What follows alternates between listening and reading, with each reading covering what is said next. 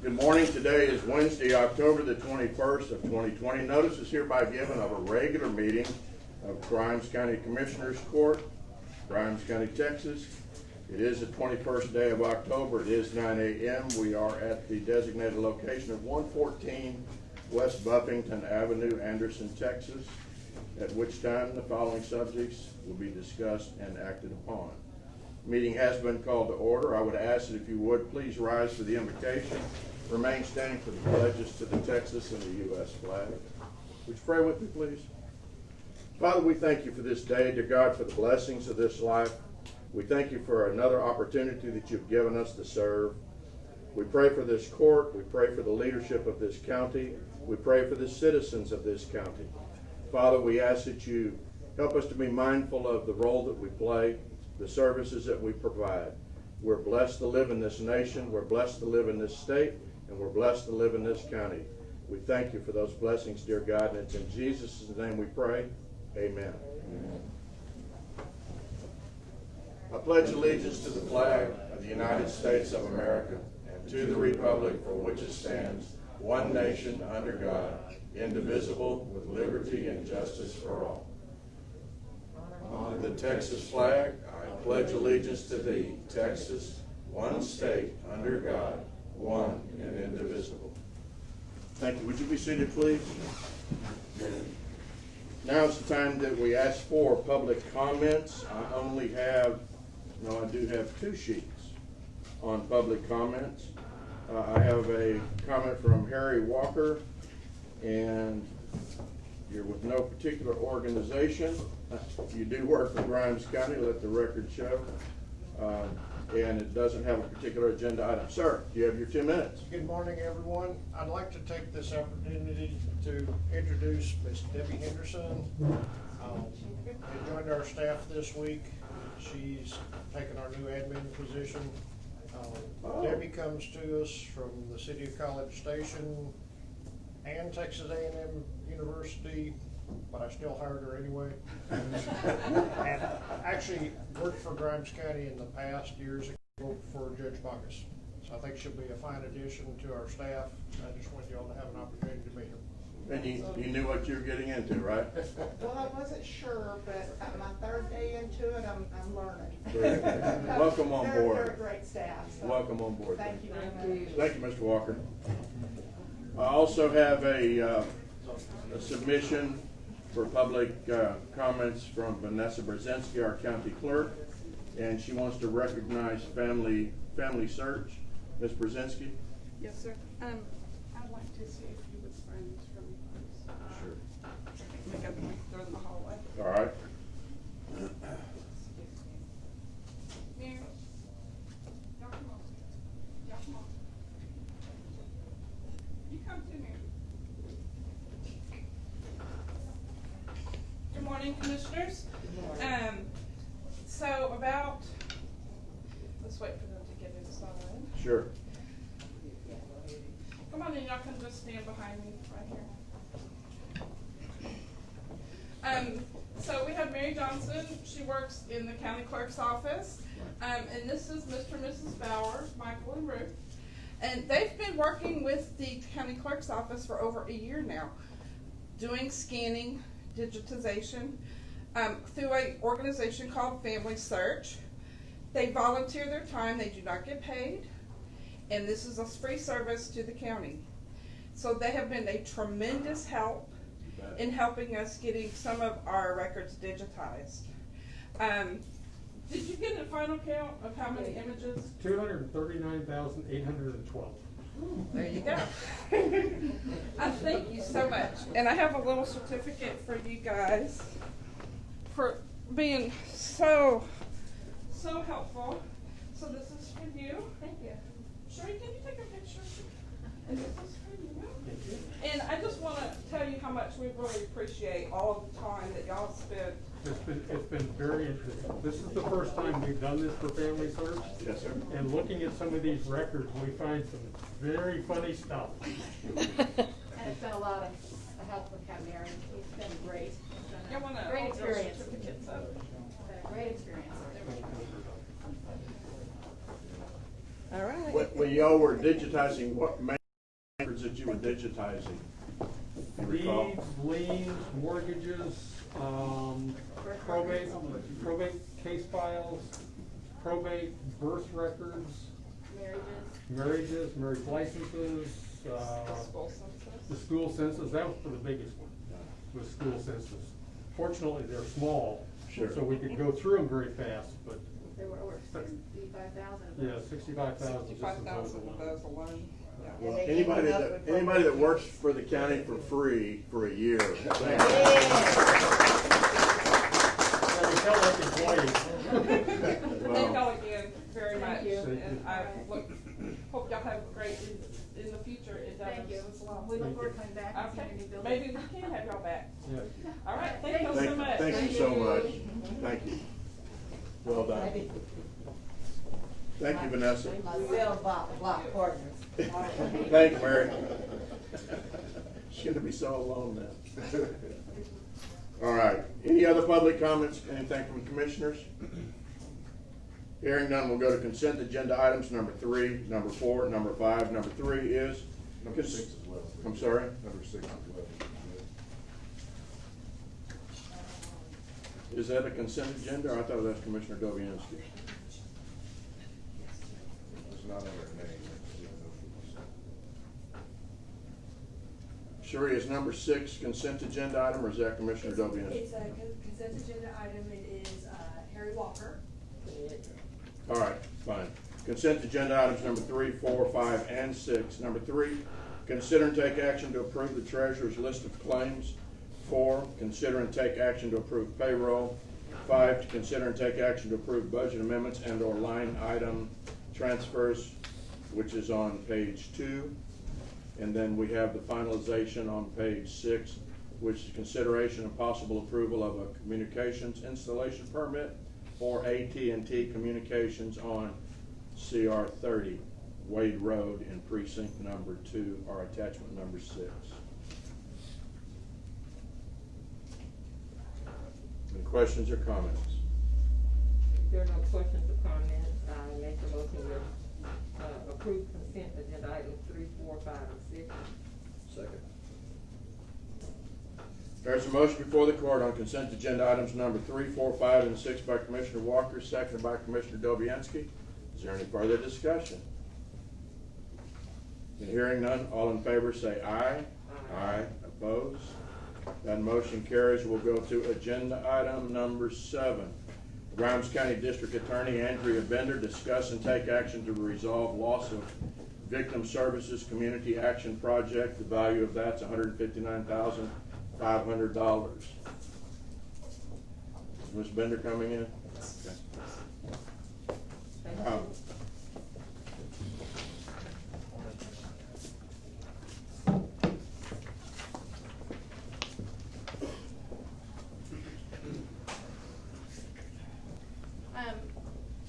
Investigator Wren just handed out kind of a short synopsis for each of you for your consideration.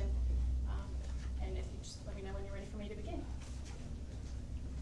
Well, feel free to say what you want to say. All right, so good morning, Commissioners and Judge. I appreciate your time and allowing us to be on the agenda here today.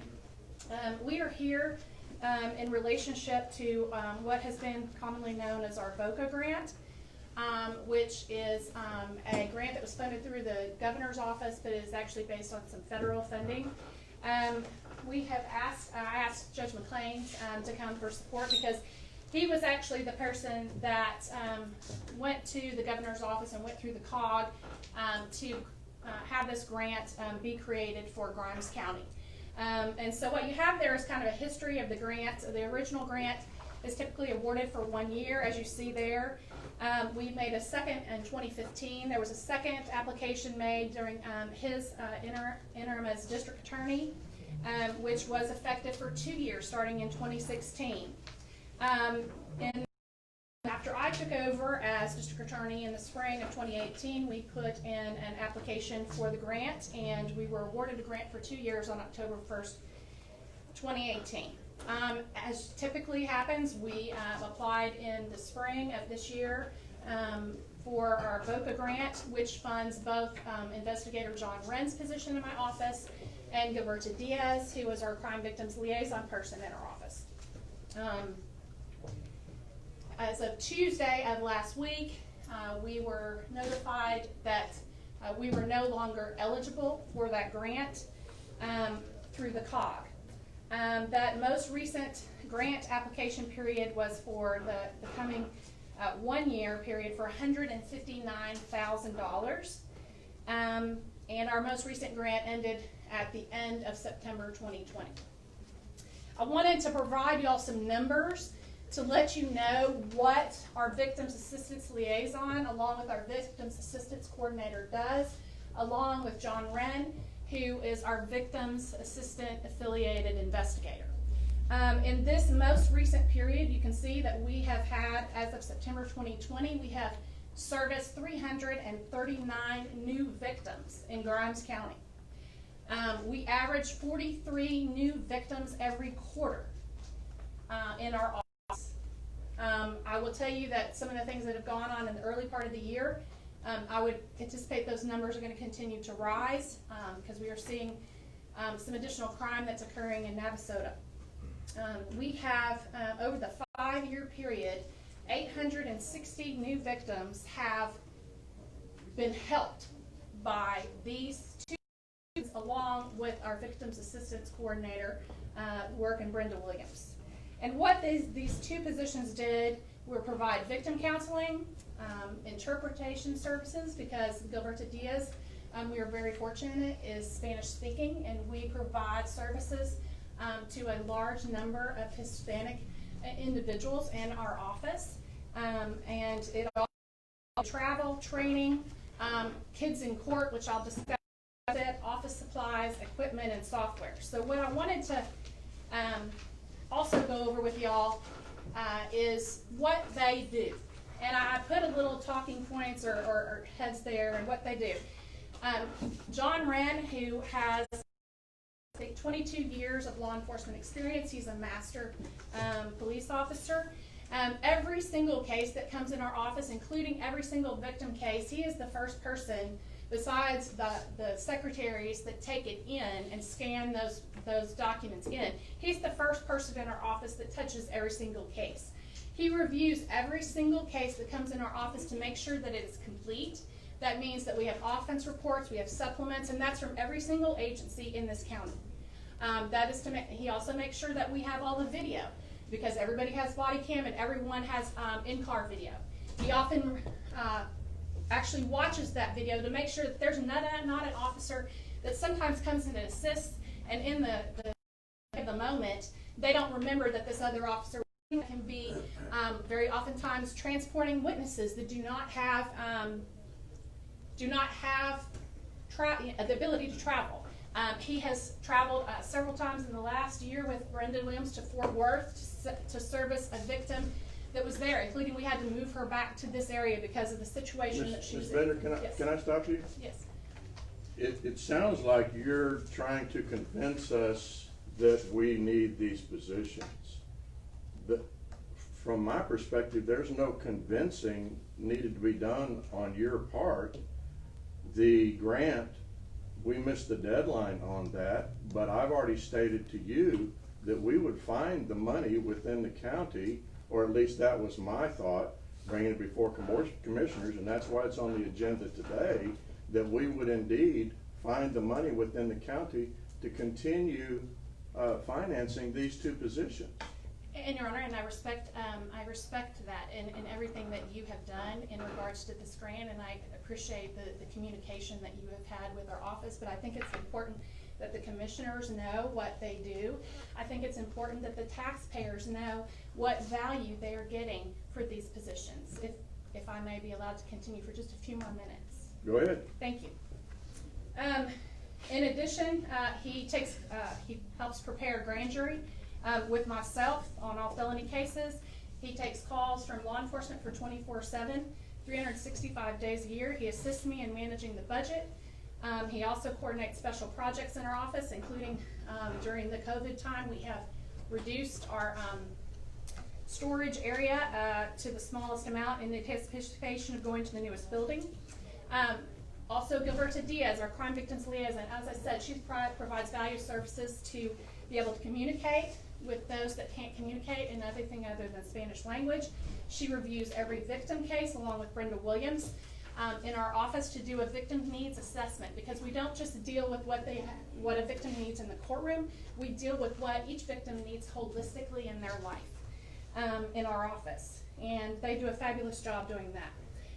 They have frequently work with counseling victims. Sometimes they don't feel comfortable going to a counselor, but they build a relationship with Gilberta and Brenda, and those are the people that they want to talk to. We always also try to provide counseling, professional counseling. We provide transportation, we help to facilitate clothing. They also help to facilitate housing at times for people.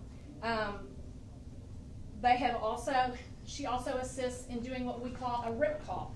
That means that we call every victim and we talk to every victim, we find out what their restitution is, we find out what their thoughts are about what they think is an appropriate punishment, and we make sure that they know when every single court case docket they have is coming up. She orders all the judgments and pen packs for people that have previous convictions in our office, and she also coordinates our very popular Kids in Court program, where kids are allowed to come into the courtroom. We play games with them, and we get them comfortable in being in the courtroom setting to prepare them for potential testimony, as well as our Christmas Tree Angel Tree program, where we provide a Christmas for every victim's child that needs it in this county, as well as a Christmas dinner for them. Again, she is also an A&M graduate. What we are specifically asking for is not the $159,000. We are only asking for these positions to be funded for $131,000. That would be the salary and plus benefits for John and the salary plus benefits for Gilberta Diaz. We are not asking for any additional money on overtime. We are not asking for travel and training. We are not asking for any additional money for office supplies or funding victim counseling or funding for interpretive services. So we are not asking for $28,000. We're asking for $28,000 less than what we would have received if we had received the grant funding for this coming year. I would also point out to the commissioners that we are coming up on our new building being built, that we will have 3 fully functioning courtrooms, and we have 3 judges that plan to be functioning in those courtrooms on a much increased basis. And so as of that, I know that we have always traditionally asked for funding through a grant, but I am honestly asking you that we take these 2 positions in as regular positions from now on, because the need is so great, and it's just going to become greater when we move into the courtroom, and we could potentially have 3 courtrooms running at one time. We have been asking, as you're aware, for an investigator for the past 3rd investigator, because the need was so high, and we were running into overtime that I know all of you are aware of, and we are considering and willing to hopefully ask for grant funding perhaps for that position, so that we can add that 3rd investigator that is so vitally needed for our victims in this county. I want to thank again the judge. I know he has worked very hard to hope that we hoped we would not be here today, but unfortunately we are. And so I'm asking for each of your support. And I also want to say something on a personal level. This has been very stressful for my employees. It's been very stressful for our office.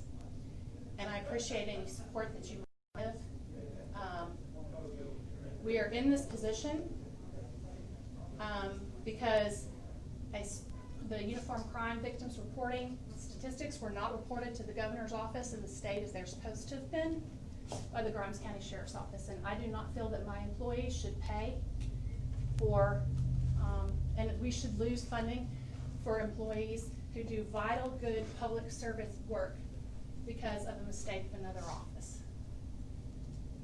And I would hope, I have not had a personal phone call from the sheriff in regards to this to discuss this, but I would hope that you as commissioners would be asking questions from the taxpayers of why that is.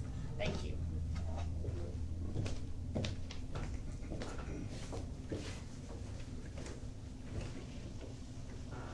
questions or comments, commissioners? I don't, I just saw a point on here that, Ms. Bender left off that I wanted to, also say about Roberta. She is the only Spanish-speaking officer in that building. So I think it's very important that our victims Sure. are able to communicate. Like you said, we had no doubt that these two positions are very needed and warranted. It's, I did want to make that point, that we appreciate all the service that you both have given us. Well, just to give the commissioners a little bit of history, the first I found out about that we did not end up getting this grant was on Wednesday, not on Tuesday.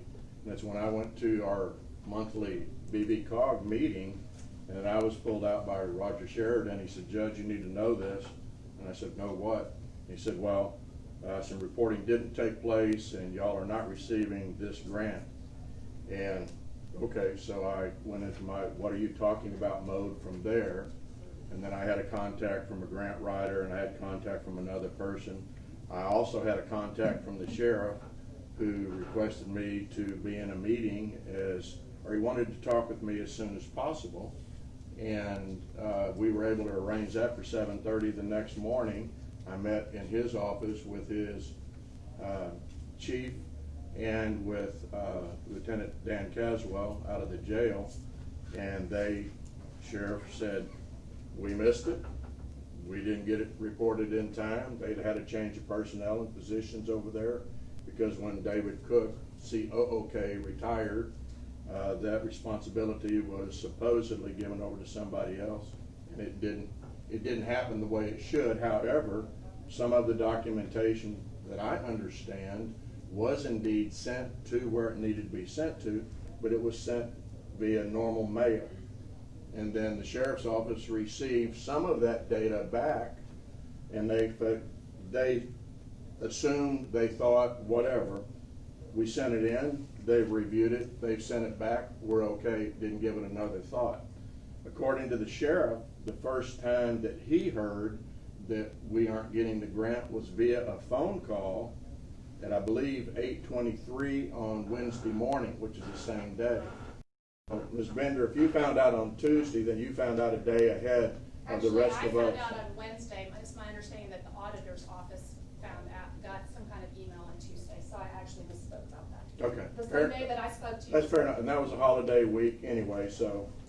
But regardless, I will say, and I'm not defending anybody, but I will say that when we have had a deadline coming up or things of that sort, one of them is like our SAMS application. If I had one email or phone call, I had 15 emails or phone calls saying, "Hey, your SAMS is going to expire such and such date. If you don't get that filled in, you're not going to be entitled for grants," so on and so forth. And I contacted the auditor's office. The auditor's office contacted the treasurer's office, and indeed, we got registered, re-registered. We met the deadline, and all's well. I never heard anything from anybody whether they're supposed to notify me, my office, or not. I don't believe the auditor's office got any notification that, hey, you got a deadline coming up. I don't know if the district attorney's office got any notification, No. Hey, you're getting ready. I know the sheriff's office didn't get any notification, so I'm going to suggest somewhere in the system there's a disconnect. And I'm not putting the blame on anybody, but I am saying that everybody's involved in a lot of activities, and the business of the county continues to move on. And for this particular grant, the sheriff's office is caught up on their 2019 reporting. The sheriff's office is caught up on their 2020 reporting to date. Or as of, today's Wednesday, as of Monday morning, 2019 was taken care of last week. The sheriff is out of state as we speak today. Otherwise, I guess he might be here to speak for himself, and I'm not going to speak for him other than share the communication that he and I have had conversation, and for a better term, he's running his traps to see if there's anything that he can do from his end, as his statement to me was, "Judge, I've been at this 22. We've never missed a deadline like this before. So I take him at his word. As I told the district attorney, I'm gonna put it on the agenda so we can figure out what we're going to do. Somebody told me that Facebook said, oh, Grimes County is defunding their police. That is so far from the truth and so far-fetched that I would classify that as fake news. So we have no intention of defunding anybody, and as I shared with the auditor up front, if push comes to shove, we can take this out of fund balance because we have a reserve in our fund balance for just emergencies just like this. However, that $150,000 that we could have gotten from a grant is potentially gone, and we're not going to get that. So that is a hit that we have to absorb within the county. But as of this moment, it's not going to affect any of our programs that we have budgeted through 2021 on the budget that we just approved. And as again, and I appreciate her coming in and defending her department, I would do the very same thing. But as I told the district attorney from the very beginning, we'll fund your 2 positions. We just need to figure out where we'll get that funding from. The sheriff has also said, if I have to, I'll give up 2 of my positions. Well, I'm absolutely, totally against the sheriff's department sacrificing 2 of their positions to go over to the district attorneys. It's all law enforcement, but we've got personnel budgeted for the sheriff's office, and the reason we approve that budget is because we have that need. The reason we approve the district attorney's budget is because we have proved we have that need. So, commissioners, I say all of that to say, I just need the agreement from the court because the agenda item says discuss and take action to resolve loss of Victim Services Community Action Project, and I gave you the dollar value of what that grant was worth. So I just need the approval of this court that we will fund that grant for the year, or that grant amount, the request. And I appreciate, Ms. Bender, what you said where it's $159,500. Hey, we can get by with 131, 132,000. Understand, and I appreciate that.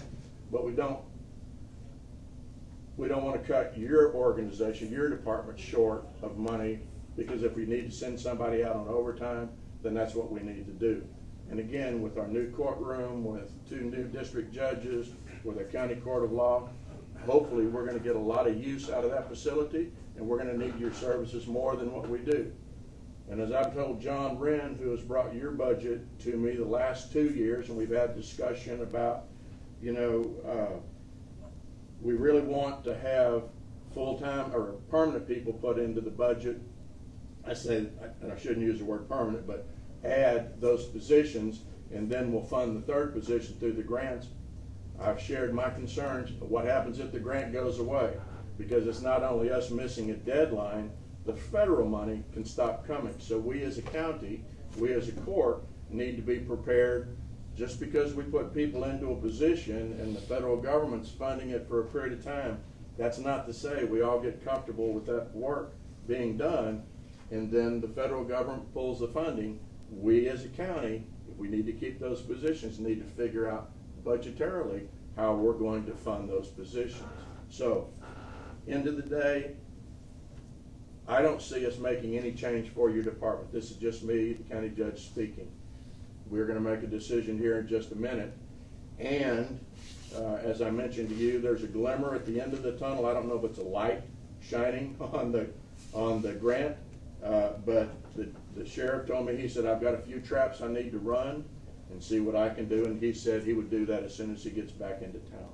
So, commissioners, you've heard from the district attorney, you've heard from myself. I don't know how up to date or how not up to date you were, but I think all of you have been contacted by somebody to let you know that there is a situation that we deal with today. There is a question I have, a concern. Okay. And Chief Green, if you don't mind, I'd like to address you. When Officer Cook left, y'all divided up those duties. And so I guess my main concern, so that this doesn't happen in the future, has anyone now going to be responsible for making sure that this, report that needs to be done, I know it's done now after the fact, but making sure that we don't miss any vital reports because they're all, pertinent parts to grants being funded. So I wanna make sure that at the sheriff department, I understand that we've done things retroactively now, but moving forward, who's responsible? Yes, we have identified staff personnel that will be taking care of the report. Like I said, we just got notified on Thursday, particular staff that took over after Lieutenant Cook left. So the reports were mailed in. In fact, Investigator Wren actually came over and they did several months in how to do it and mailed it in. So there is some issues there as far as we're mailing in the report. I think in December we received a notice that the UCR program was being closed. There's always been some transition moving from UCR to NIGRS, so that explains why we were behind on 2020 because we're supposed to be transitioning to NIGRS, and if UCR is not open anymore, and we've been trying to work with our computer software to get it all organized so we start inputting these numbers. That finally just got corrected actually before we received this notice, so they were working on it, and then once we got the notice and talked to UCR, they have extended it and they had it open back up all the way to 21. So we have gone and they moved to an online, obviously, format. So we've gone in and put in all the information 2019 online and 2020. We also, only notification we ever received from UCR was back in June, which they only stated about 2020. There was never any mention about 2019. We're on the assumption that was taken care of. Correct. And so that's some issues we're dealing with DPS on that, trying to find out what the hiccup was on there.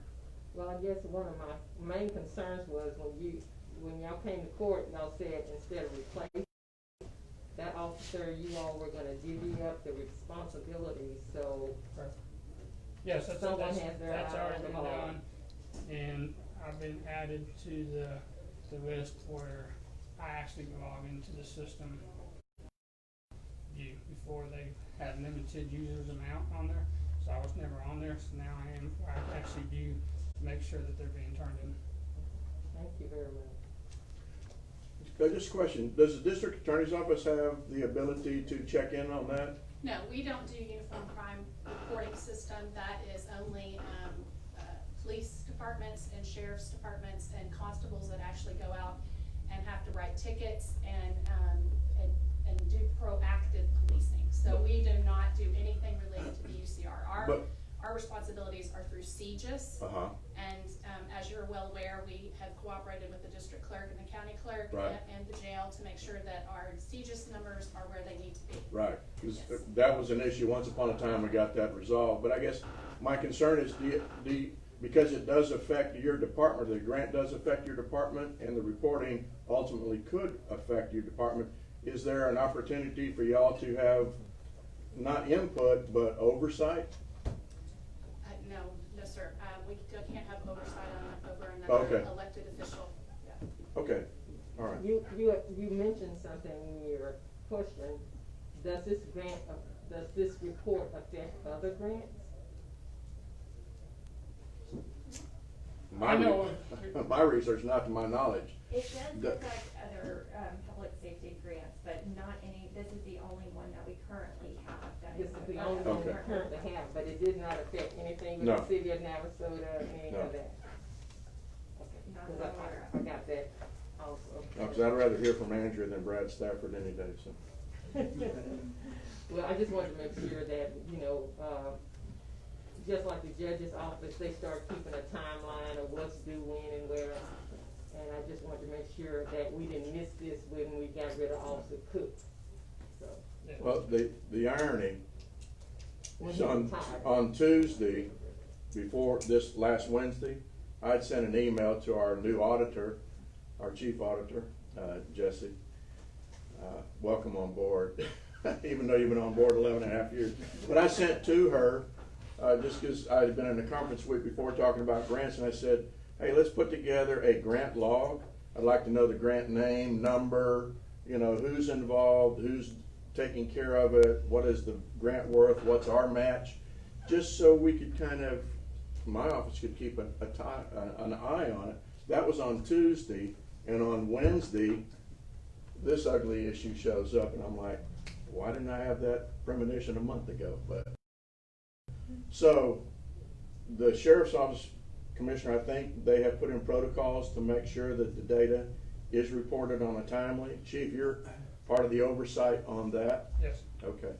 With that, I'm gonna make a motion year with, we'll continue to pursue the grant until it's finally no, but at the end of the day, if we do not get the money from the grant, that we would consider two options. One, the sheriff's office, if they can restructure to generate the funds for those 2 DA positions, or we cover those 2 DA positions out of fund balance. So I want to leave it on the table that if the funding comes in from the grant, by chance, we can still fund those positions. If the funding does not come in, then we fund out of fund balance or other options that we may have. I'll second the motion. County Clerk, did you get that motion? Okay, good, because I want to review it when you're done. We have a motion before the court by County Judge Joe Faust, seconded by Commissioner Dobianski. Is there further discussion on agenda item number 7? Yes, Judge, I have some comments. Yes, sir. We need to remember that criminals have rights, but victims also have rights. And these 2 positions that we're discussing today are vital to the role of maintaining the integrity of the victims in the system. Agreed. I know the DA has requested a reduced funding rate. And I agree with you, Judge. I don't believe that it would be valid for us to reduce that rate, even though that's what she requests, because some of the issues that she has requested are vital to the roles of those. I agree with you that we need to fund it at the level that was requested in the grant. And my motion doesn't cover that because that's the agenda amount. So, thank you. And I also, and I don't know if this was part of your grant or part of your motion, I don't believe that we need to reduce the funding for the positions in the sheriff's department because we made a decision in the budgeting that those were needed. And I think they need to remain in place. Agreed. To be funded. Agreed. And this is exactly why, through good stewardship, we have a fund balance. This was an unexpected occurrence, unfortunate as it might be, and it sounds to me like there's already processes in place to rectify any issues so that we don't have it again. But with all that being said, yeah, those are my comments. Thank you. Any other comments? I did have one. Go There ahead. was one other. Go ahead. One other option that I thought about is, we have money set aside in fund balance for, improvement projects that, we're not gonna move into the new Justice Center until, I think May was the last timeline I Around May, heard. right. So from May, you're gonna spend May, June, July moving. That only leaves August, September to do any renovations. So I thought we had money enough in there to cover the positions without even, like you said, reducing the sheriff's department or anything like that. Grant funding is probably not gonna happen. And, Well, my glass is half empty, full, so I think it will. you sure which way it's headed? Go ahead. But we're not prepared to do renovations immediately. Right. And so we have money that's in the funds, in the budget, without going into a reserve by the time that we move. So renovations could go into next year's budget, but I just, that's the options that I had in my mind. Thank you. Any other comments? Hearing none. Agenda item number 7, there's a motion by County Judge Joe Fowle, seconded by Commissioner Dobianski. All in favor say aye. Aye. Opposed?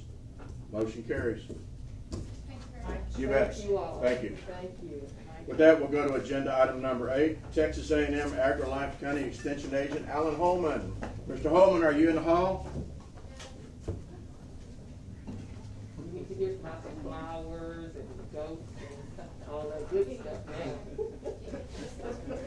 Good morning. Last time I saw you, you were throwing raw eggs at little children. Was. We had a lot of fun. We did. So I'm here this morning for our quarterly interpretation event. Unfortunately, my coworkers could not be with me this morning, so I will be speaking on behalf of both of them.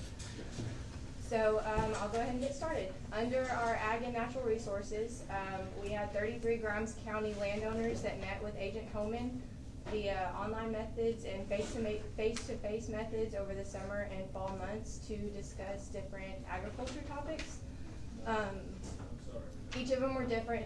He addressed their specific needs related to oak trees, soil erosions, pond weeds, cattle stocking rates, ag exemptions, and private applicator trainings.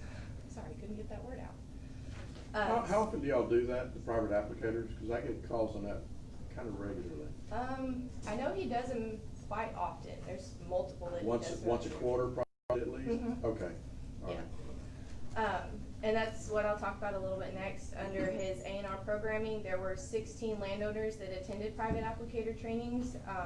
They were limited due to COVID-19 restrictions, but Agent Homan conducted each of the trainings, and each landowner completed the trainings and went on to receive their private applicator license. Agent Homan did assist 13 of them with filling out the paperwork, documentation, all that they're going to need for their license. Next, on his committee involvement, the Grimes County Beef and Forage Committee met twice during the summer and early fall to discuss ag programming in Grimes County. Their highlights included the South Central Texas Cow-Calf Clinic, which is happening this Friday in Washington County. So Alan and myself will both be there running the youth track, and the 25-hour CEU recertification program. There are 12 members that serve on his Beef and Forage Committee, and he also has a Livestock Coalition Committee that met during the early fall to prepare for major stock show validations. We had 44 market goats, 4 breeder ewes, 20 lamb tags, and 40 heifer UINs that were ordered for our spring majors this year. And there are 8 members who work with him on that committee as well. Our Grimes County Master Gardener Association, since COVID and the pandemic, they have been limited on their activities and meeting times, but they have continued to put out their monthly newsletter with educational content pertaining to gardening. They are currently meeting via online and planning their Grimes County Master Association short course that will start February of 2021. And this short course will allow all individuals who are interested a chance to become a Master Gardener with the county. On to family community health.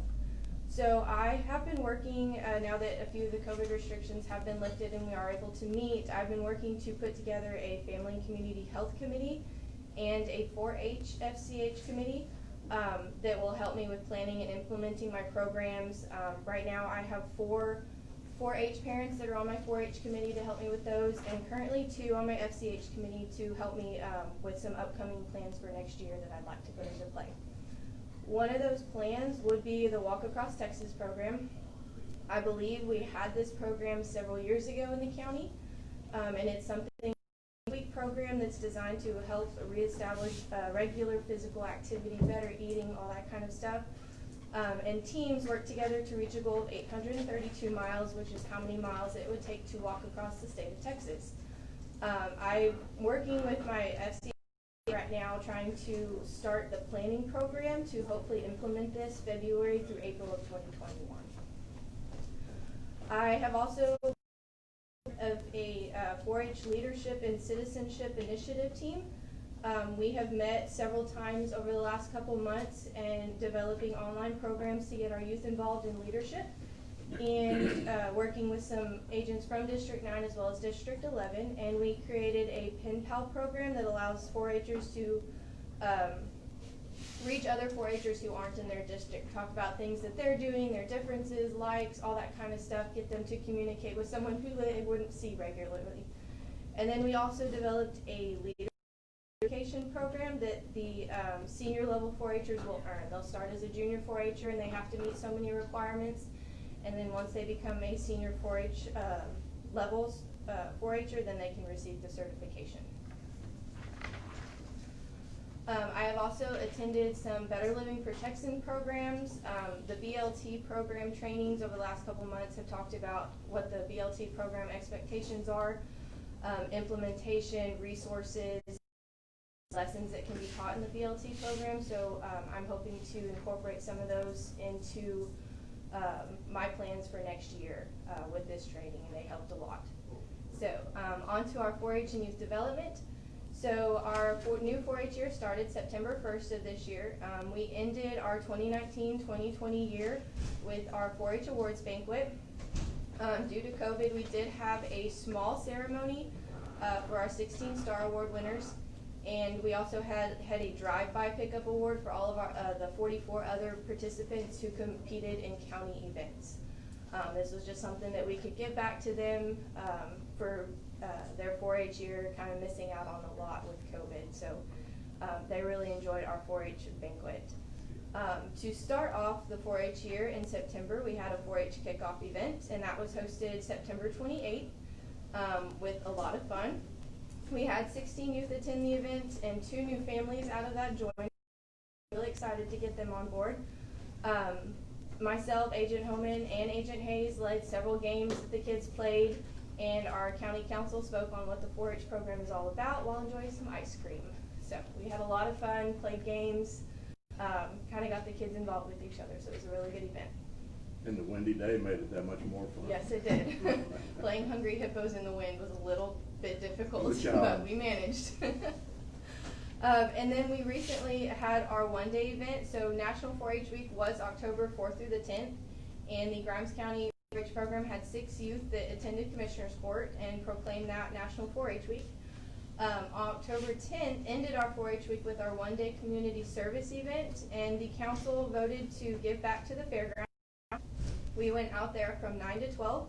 We had 25 youth attend, and we painted 40 of the trash can barrels, cleaned up all the trash around the area, and we donated 3 really nicely painted barrel racing barrels back to the fairgrounds. And we had a 4-Her attend our fair board meeting and present that to the fair board, so they were really appreciative of that, and the kids had a lot of fun with spray paint. We had a few barrels that said Happy Halloween, but we got those covered up. And then our Prairie View Cooperative Agent Carla, her and her committee hosted a drive-through back-to-school backpack and supply drive, and that was held on August 4th. There were over 575 plus backpacks that were filled with school supplies and given to elementary, middle, and high schoolers. And I talked to Carla, and she thought that was a really successful event, even with it being a drive-through, so she was very happy about that. She also Commissioner Walker participated in that, right? Yes, Yep. yes, she did. Also the king, The who? the king, resident. Yes. King George. Yes. She also has done a few virtual car seat inspections where she met with parents online, and she helped them and talked them through installing their car seat and answering questions. She also had some food safety basic courses where she taught basic steps in food safety, proper hand washing, and cooking thermometers, as well as some nutrition classes and health and wellness classes that she's taught over the last couple of months. So that is all. We do have some upcoming events though. Like I said, our South Central Texas CalCap, that's a mouthful, that is coming up Friday, and then we will have our Junior Leadership Lab, our Southern Classic, December 15th. We have lunch with the agents, and this January 7th is Allen's 5-hour CEU program. Very good. Thank you, ma'am. Before she leaves, Sure. I'd like to commend her that with all she has on her plate to do, she decided to paint the entire office of the Ag Extension. She did a beautiful job. It looks very professional, so thank you so much. You're welcome. Thank you. Thank you. Appreciate it. We'll go to agenda item number 8, Texas A&M, agenda item number 9, Grimes County Building Maintenance Manager Al Peeler, there he is. Update on the ongoing projects, the courthouse, the jail, and the new courthouse, Justice Center. Thank you. Thank you, man. Thank you. Good morning, how you doing? Doing good?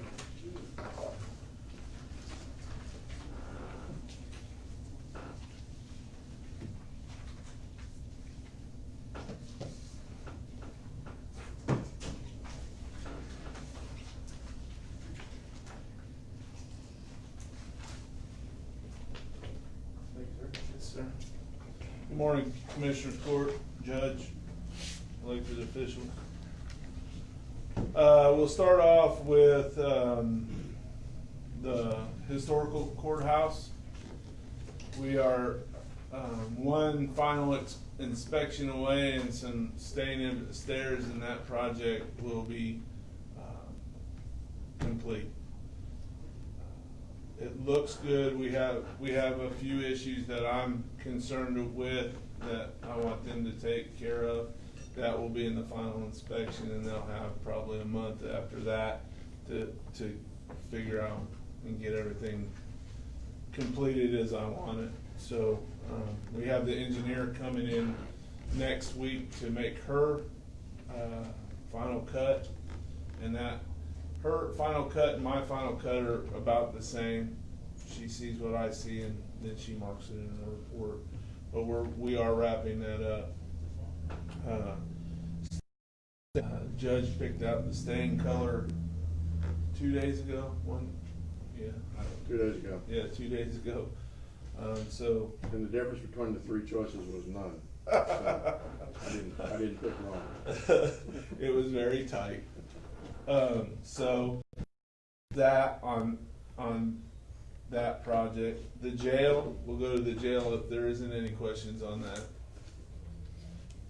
The jail, we just got back to going on our controls systems. We had to buy some bigger motors and a variable fan drive. And we're starting to put our control system together now. That's being done today. We did all that yesterday. It looks like it's gonna work. So fingers crossed, we can just keep implementing it as the budget sees fit. We had our fire marshal inspection. We had a few minor infractions at the jail. It was a exit light that was out in the playground or whatever. I'm sure the law enforcement center will have a better, but that's where they let them out. Rec area. Rec area, okay. The fire marshal said he hit us on it. We didn't need one there, but if you have one there, it needs to be working. So Okay. can't hardly argue that. The second thing he hit us was for not having a panel between the fryer and the stovetop. Quick fix, I'll draw it out, I'll send it to the shop, they'll bring it back, Junior will put it on. We didn't do too bad in the fire inspection. Alright? If there isn't any other questions on that, I'll move to the Justice Center. Justice Center, the roof is on except for the parapet walls where it joins. The flat is on. They are starting to sheetrock inside. HVAC is installed, is getting installed. The technology, me and Greg went out there and looked at it yesterday. It's starting to be installed. The roof drains are installed. The mock wall is complete, and that will be looked at by the architect on Thursday. As soon as he gives us the okay, we also looked at where the placement of the cameras on the building were going to be. Greg looked at that. Greg Cannon, our IT director, so that we can start waterproofing outside. Masonry outlook is about to be 1 month that we'll start masonry. And that's for the exterior. That is for the exterior. And then we have 72 rain days, rain or inclement weather. So before you, I presented 2 change orders for you, and I need some guidance on how you'd like to see this go. We'll just, the first one, notification proposal 1909-009, 009, not 00, sorry. It's the air handler. So I know it's a lot of money. We could do it now, or we can do it later. As I'd like to see it done now, it's a want, it's not a need. And what's the want for? The want, so UV lighting kills bacteria coming through your Right. air conditioning. So is this something that's kind of stimulated by the COVID outbreak? It is. So why wouldn't we want to put this in now? I want to, Okay. but I So it's a matter of the $26,000. it's the matter of the $26,000. Now than later? It's gonna be yeah, it could be. I mean, because there isn't, I mean, I guess the electrical part of it would be, but anything else, it's gonna be the same. Okay. So running the electrical, whether we go out of the suites, mechanical suites up top, or if we just run it now. But versus punching holes in new walls later on, it's better to do it now before everything's Absolutely, textured and all that. absolutely. But COVID is a virus, COVID is a virus. so you said it kills bacteria. That's exactly what I said. But Is we're this doing it. effective against coronavirus, at least? Is it effective against? I'm not. I can't tell you that. I don't. Our own CDC can't tell you what's effective on the coronavirus. So some maintenance manager in Grimes County can't tell you that. So this is basically like what the system that the school buses are having installed. Absolutely. Once the air pass through, like on airplanes. So they're doing we it. have it installed. We had a mold issue. We thought was a mold issue, which it wasn't. It was a bacteria issue in County Clerk. This is kind of a new deal. So we tried it. You weren't kidding. 3 years ago, and it did help. It did help smell. People didn't get as sick from the flu, supposedly. I don't have any scientific background, so I can't. I have to go with what the trade's saying, and they say it works. How quick you need a decision on this? I need some guidance to tell me if you want them to do it, because they're running electrical.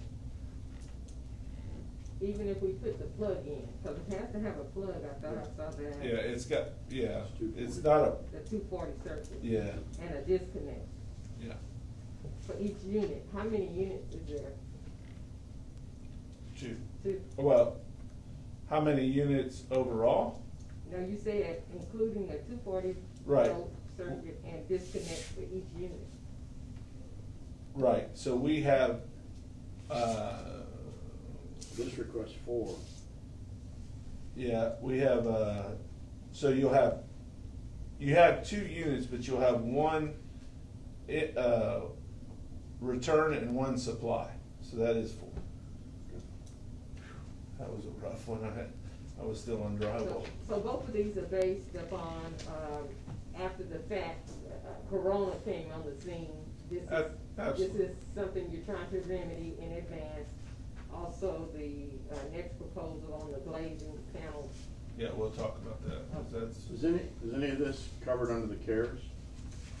Because it's new construction?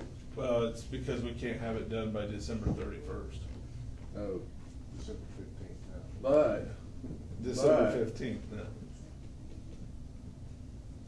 but it's my understanding that a portion of, MJ, are you out in the hall? No. No, I can go get her. Would you? Because it's my understanding that we're going to be able to cover, under the CARES Act, a lot of our law enforcement salary, even though it was in a previous budget and or a current budget. It was determined last week when I was in, or the week before last when I was at conference, and Nim Kidd, who's the vice chancellor handling this for the governor, he was saying, yes, that's right. So we're gonna be able to take our law enforcement payroll and submit it on CARES, on the CARES Act, and then when we get refunded for that, there's not an obligation of how we're going to have to spend that. We could then in turn spend that money on some of these preventative measures that were not in our budget. What Al Peeler he's got some change order requests for air handler UV lighting for the new building, and also some other work on the teller panels. And I asked the question, can this be covered? And he says no, because it won't be done by 12:30. Okay, I get that, but based on our conversation and your knowledge of what we've been discussing with the law enforcement salaries that we're going to be submitting on the CARES Act and that reimbursement, it's my understanding, and change me if you know differently, but there aren't going to be any restrictions to how we can use that funding once it's returned back to us. So we could utilize that funding, in my opinion, to cover these kind of preventative things for future COVID issues. Did I make sense? Yes. So the way it'll work is we will get money back, Right. okay? It'll go into the general fund, Okay. okay? It'll go into, basically, it'll hit your fund balance. How you choose to spend it, that's up to you. We did recognize revenue in next year's budget based upon the original part of the grant. Okay. So What? before we need to fine tune what would truly be not already in next year's budget, Okay. okay? So, but if we put it into fund balance, we can't take it out of fund balance unless we declare it as an emergency? Is that right or wrong? It would be in March. You can, the money I will, didn't hear your question. sorry, When will you be expending it? March. Oh, no, we're ready to, we're ready to put the UV lighting and stuff. Yeah, the timing is now, but my question, or my comment is, when we get the refund, that'll go to fund balance. Do we have to declare, we It'll can't? go into the revenue, it'll go into the revenue line. So if we receive the money this year, it'll be in the revenue. At that point in time, I'm able to, it's new money, because it would be in addition to the money that we budgeted. Okay. And so then I can bring that before court. Okay, so we can get it out without declaring it as an emergency? Yeah. Okay, I'm good. Thank you. So we'll go, if there isn't any more questions or comments. I do have one. Is this particular invoice from Collier, would it be included with the regular payments to Collier? Yes. Or can this be separate to No. where? This is a change order. It's a change. Yeah, it's a change order.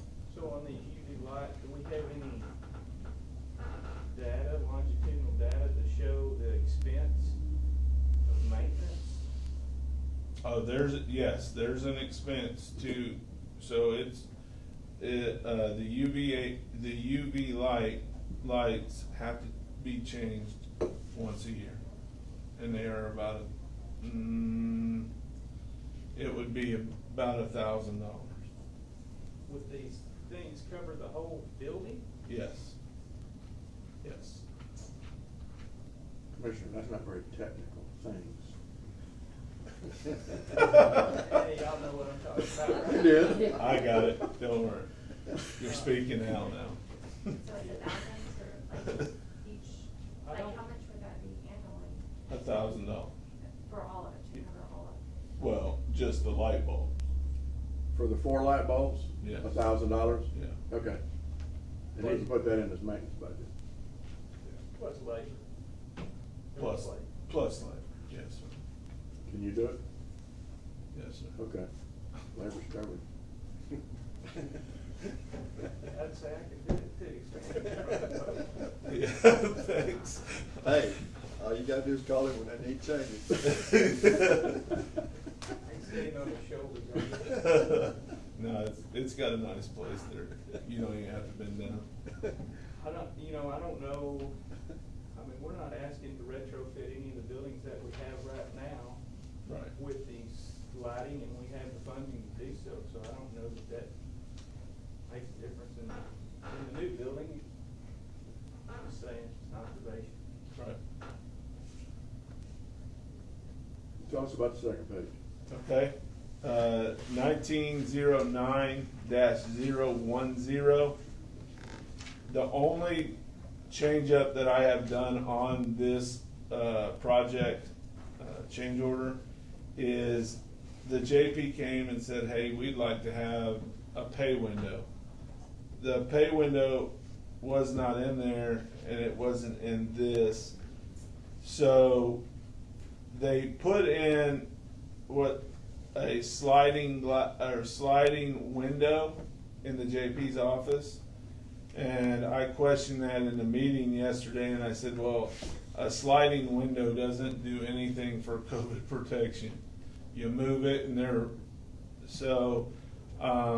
I went and talked to Judge Underwood yesterday, and he quite definitely told me that he would want a pay window for his people, that if they wanted to put a sliding window in his office, he would rather not have anything. So I went back to Michael and I said, hey, we need a pay window, we don't need a sliding window. And he was agreeable to that. Brad said that they could get it in this. I will tell you on this, I do believe in this, and I'll tell you why I believe in this. We already have them out there. This number, when it came in, shocked me. We had one installed at the jail before my time taking over the jail, and it was $5,000. It is not going to let it look cheap, so that's a good price. If we do nothing else, I'm sorry, is a pay window something like this where they just slide money underneath? no, a pay window is just a glass enclosure with a Like at the bank? like the at the drive-through? bank. Yes, sir. Okay. Did you go through the So- commercial window? In all your explaining, am I hearing you say you've included the JP in this amount that we're looking at? Yes. Plus, is this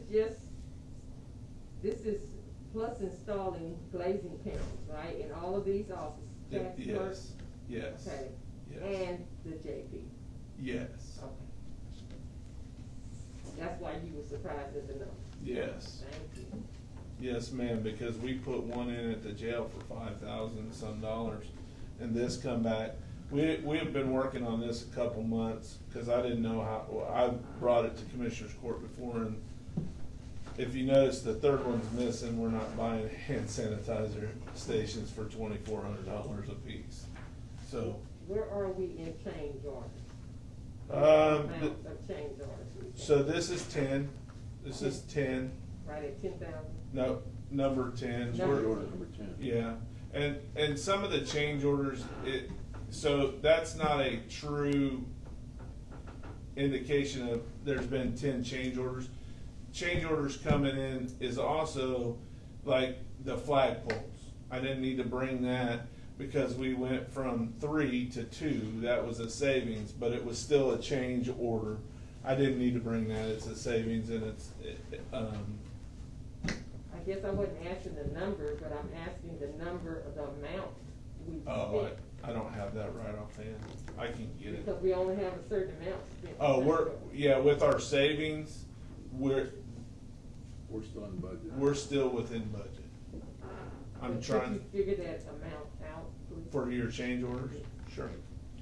Al, Question now. On this change order, it says 188 sliding window. Is that for the JP's office or is that for my office? Your office. Okay, that's what I thought. Okay, thank you. but the JP's not included in this? And, no, not, it is included in this change order. Well, you've got district clerk, you got tax clerk, you got county clerk, but I don't see JP. Right, because they were already gonna put a sliding glass window in there. So they're not a part of the change order. It's just a change of what type we're putting in. Okay, so they're gonna get theirs, and we're gonna add 3 more, and the cost is $8,000. Yes. Thank you. So what's the purpose? Of The glass.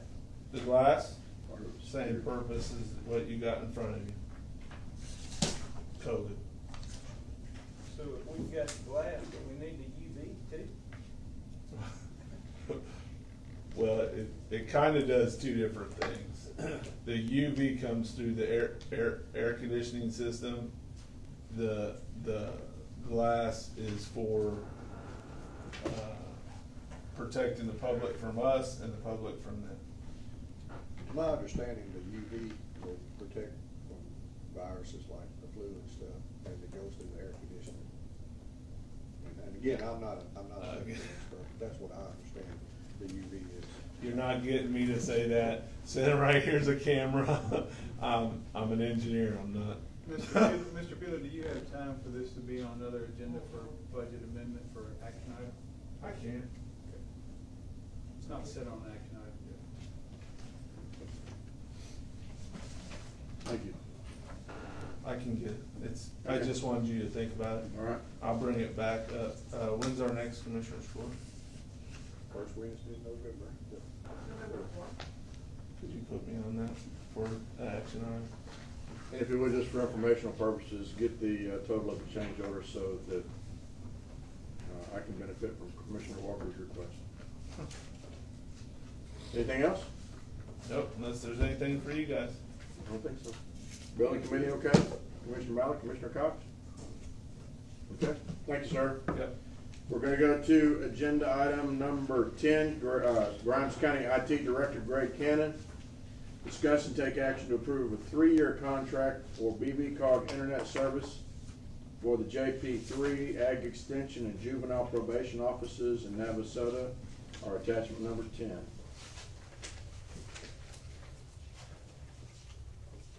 Good morning, Judge and Commissioners. My name is Greg Cannon. I'm the IT Director for Grimes County.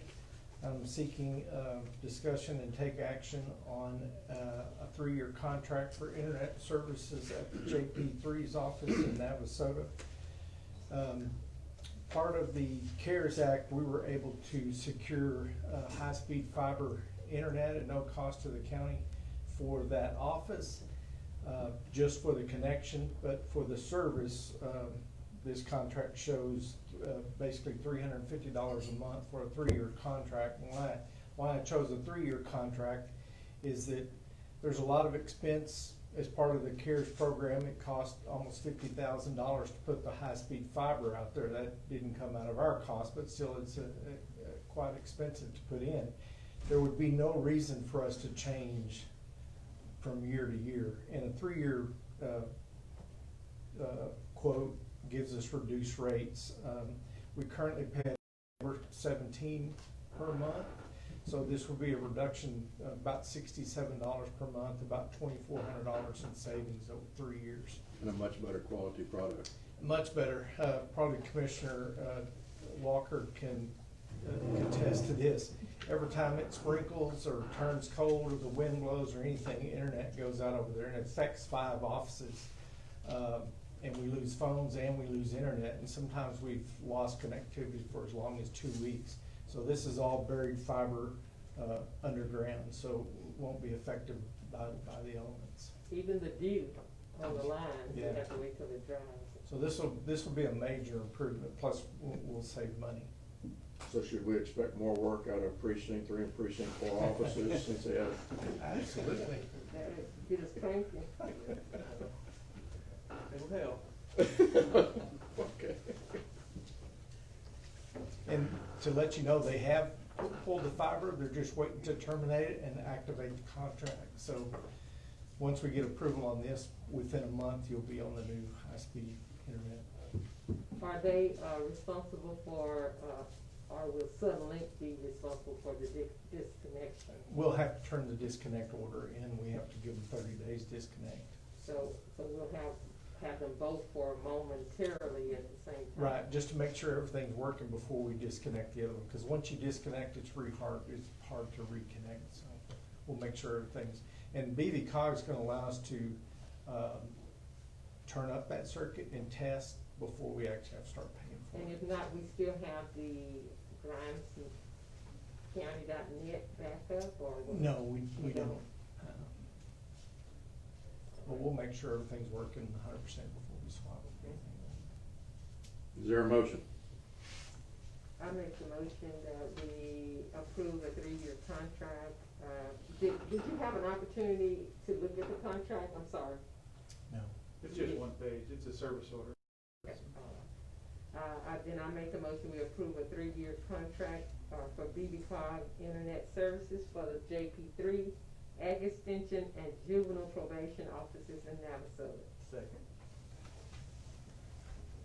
There's a motion before the court on agenda item number 10 by Commissioner Walker, seconded by Commissioner Cox. Is there further discussion? And hearing none, all in favor say aye. Aye. Opposed? That motion carries. Thank you, sir. Thank you. Agenda item number 11, Grimes County Sheriff's Department Chief. Consider and take action to approve the agreement between Grimes County and Anderson Shiro CISD to provide and manage the school resource officer program, we call it the SRO, and authorize the county judge as signatory. See attachment page 11. Chief, before you say anything, did we ever get a response? Okay. Judge, he's able to change it. I contacted him and. Oh, he okay. wants to change it. He, who? Chief. Okay. And what we're talking about on the agreement, if you'll look on page number 5, although it's only page number 3, but page number 5 printed, the term said 7/31/2020, and actually that request is for 7/31/2021. Is that Yeah. correct? Yeah, that was an oversight on my part. When I received it back, I filled in the dates, and I Okay. actually put in the wrong date. So I have corrected page 5, and I have it right here, ready Okay. to go. This is the third and final SRO agreement that we have, Anderson School District. We previously done Arizona and Iowa ISD. Now, the Anderson Shiro Consolidated ISD has approved it on their board and has sent the paperwork back with their superintendent's signature on it. So now we're presented to the court, same agreement as the last two, except for the school now. And do we still have one more to approve right now? This will be the Or that's final one. already been approved? Yeah, this will be the final one. Further questions, I move that we approve the agreement between Grimes County and Anderson Shiro CISD and Managed School Resource Officer Funding Program, and authorize the county judge's signature. Second. There's a motion before the court on agenda item number 11 by Commissioner Dobianski, seconded by Commissioner Mallett. Is there further discussion? Hearing none, all in favor say aye. Aye. Opposed? Motion carries. Thank you, sir. Thank you. We'll go to agenda item number 12, Grimes County Sheriff's Department Lieutenant Dan Caswell. Consider and take action to approve the health services agreement contract between Grimes County and Southern Health Partners, or attachment number 12. I'll be presenting that today. This is our agreement that we have with Southern Health Care for our inmate medical nurse and medical needs from the jail. This is the same contract previously It's set at $125,000, and that's what we have budgeted for the year. The agreement, there's a delay in agreement for some, couple of changes that were done between the two, our attorney and their attorney. I think all that's been taken care of, and this is the final agreement. Is that? Yeah, I don't have any specific concerns about it. Okay. Chief, are you satisfied with the services that have been provided? Yes.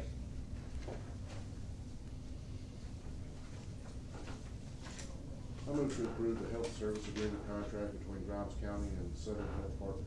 Second. There's a motion before the court on agenda item number 12 by Commissioner Mallett, seconded by Commissioner Dobianski. Is there further discussion? And hearing none, all in favor say aye. Aye. Opposed? That motion carries.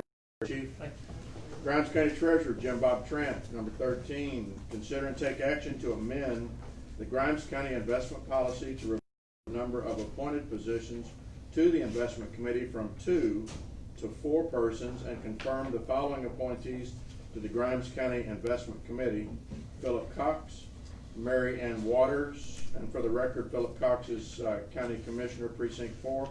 Mary Ann Waters is Tax Assessor Collector. Also, citizen Thomas Williams and citizen Chris Gordon are attachment number 13. But also on that committee, correct me if I'm wrong, Mr. Trent, that committee involves the county treasurer and the county auditor. So that would be Jim Bob Trent and Jesse Murphy as part. So it's a 6-person committee. Yes, sir. All Good right. morning. This is more just a housekeeping item. The previous treasurer had a committee that was formed of Mr. Cox, Mary Ann, I think Billy Thomas, Mr. Thomas, and herself and the auditor, which technically goes against the approved investment policy that you guys adopted. You're standing behind. So I bring this as a housekeeping item. We had a preliminary meeting October the 5th. It was unofficial. No business was taken. Commissioner Cox was there. Our new auditor was there, Mary Ann, Miss Gordon, Mr. Williams, and we had just a brief brainstorming discussion, and knowing that we had to go back and get your approval to amend the number.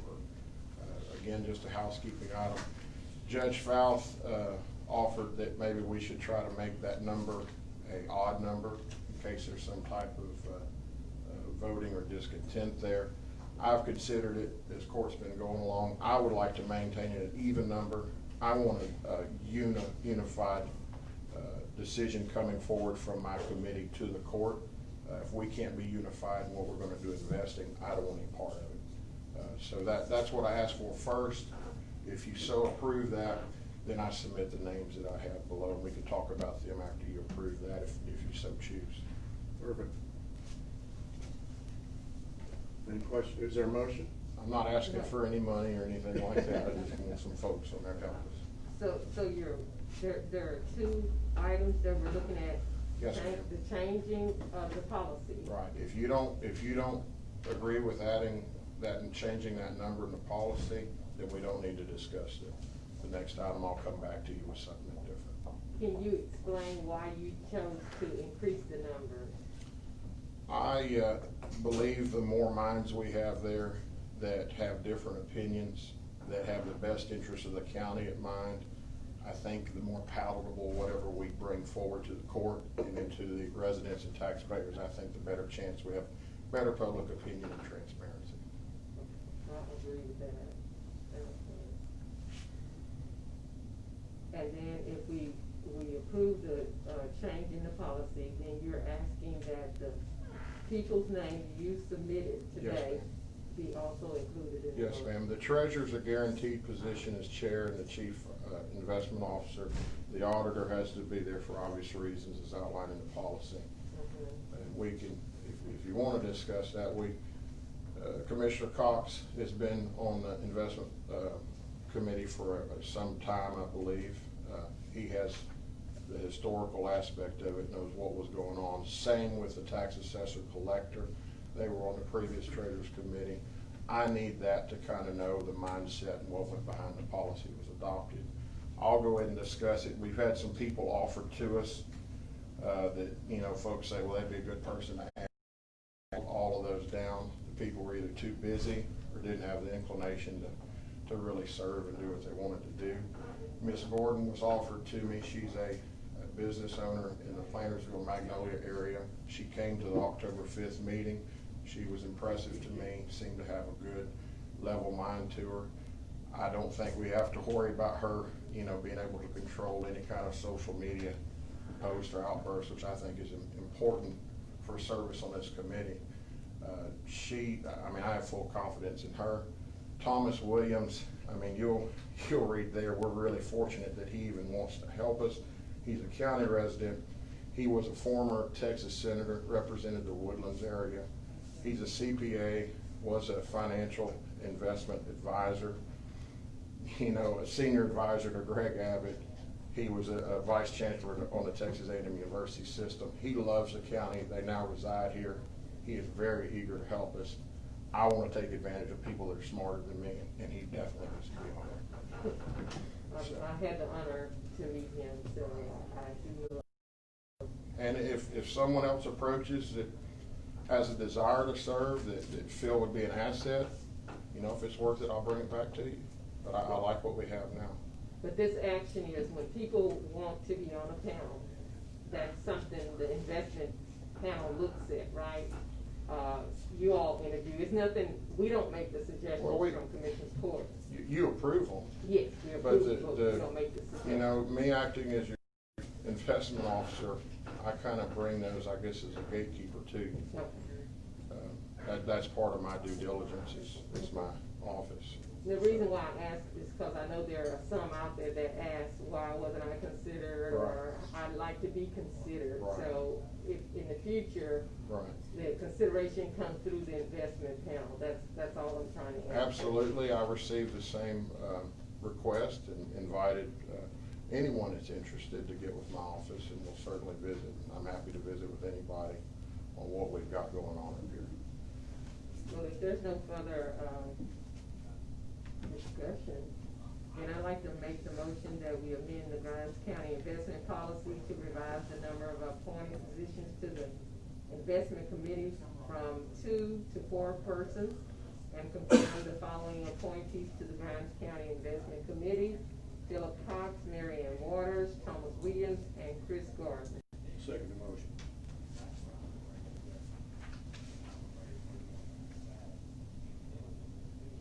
There's a motion before the court on agenda item number 13 by Commissioner Walker, seconded by Commissioner Dobianski. Is there further discussion? Hearing none, all in favor say aye. Aye. Opposed? Motion carried. Thank you very much. Appreciate it. Road and Bridge Engineer Harry Walker, agenda items number 14 and 15 and 16. We'll take them one at a time. 14 is consideration and possible approval of a partial replat of Reagan Estates, lots 1 to 3 and lot 19, located in the James Wallace Survey, A-59, Grimes County, Texas, Precinct 3, our attachment number 14. Correct me if I'm wrong, Mr. Walker, but that is the public hearing we held this morning at 8:45. You are correct, Judge. All right, sir. Reagan Estates is doing a partial replat. There are 4 existing lots that they want to divide to create 8 new lots. These are larger tracts. Existing lots run from 10 to about 15 acres. So even after dividing them in half, the smallest lots in the replat will be 5 acres. A group of the lots will have direct access to FM 2988. They will be responsible to TxDOT for dealing with their driveway entrances. So we're recommending approval of the replat. Commissioner Walker, that's in your precinct. Would you like the honors? Yes, sir. I make the motion we approve a partial replat of Reagan's Estate, lot 1 through 3, and lot 19, located in the James Wallace Survey, A-59, Grimes County, Texas, Precinct 3. There's a motion before the court on agenda item number 14 by Commissioner Walker, seconded by Commissioner Cox. Is there further discussion? Hearing none, all in favor say aye. Aye. Opposed? That motion carries. Agenda item number 15, consider and take action to release the road bond for Horseshoe Acres located in precinct number 2 and accept placement of Horseshoe Bend into the county's maintenance system. See attachment number 15. Mr. Walker? The plat has been approved previously, and they have run through their maintenance period on the roads. The road, Horseshoe Bend is the name of the road in that subdivision. They have requested release of their maintenance bond. This is a concrete road. Mr. Lilly and myself have inspected the road and are recommending that the maintenance bond be released at this time and that Horseshoe Bend be accepted into the county's maintenance system. I have a question on that, since it's in my precinct. I got a call, Harry, about 3 weeks ago from a gentleman who lived out there about drainage issue with that road. I'm sorry, I'm having trouble here. The drainage issue with the road that the gentleman called, he's from Fort Worth, I think, or Dallas, a couple weeks ago. That's been corrected. Okay. Was that down under the maintenance, or did we do that? We did that. The maintenance bond on this particular road could have been released a year ago. Okay. The developer never asked to have their maintenance bond released, and the procedure is set up, so it's their responsibility to ask for it. But since it had been effectively, they met their obligations on the maintenance. Obviously, we went ahead and took care of that little issue. Had that not been the end of it, that would be their responsibility, right? Yes. Okay. Yes. I just wanted to make sure about that. And should this read, so I was confused from Horseshoe Acres to Horseshoe Bend, should we put road after it? Horseshoe Acres is the subdivision. Horseshoe Bend is the street. So the maintenance bond applies to the development as a whole. The acceptance is for the street to be accepted into our maintenance system.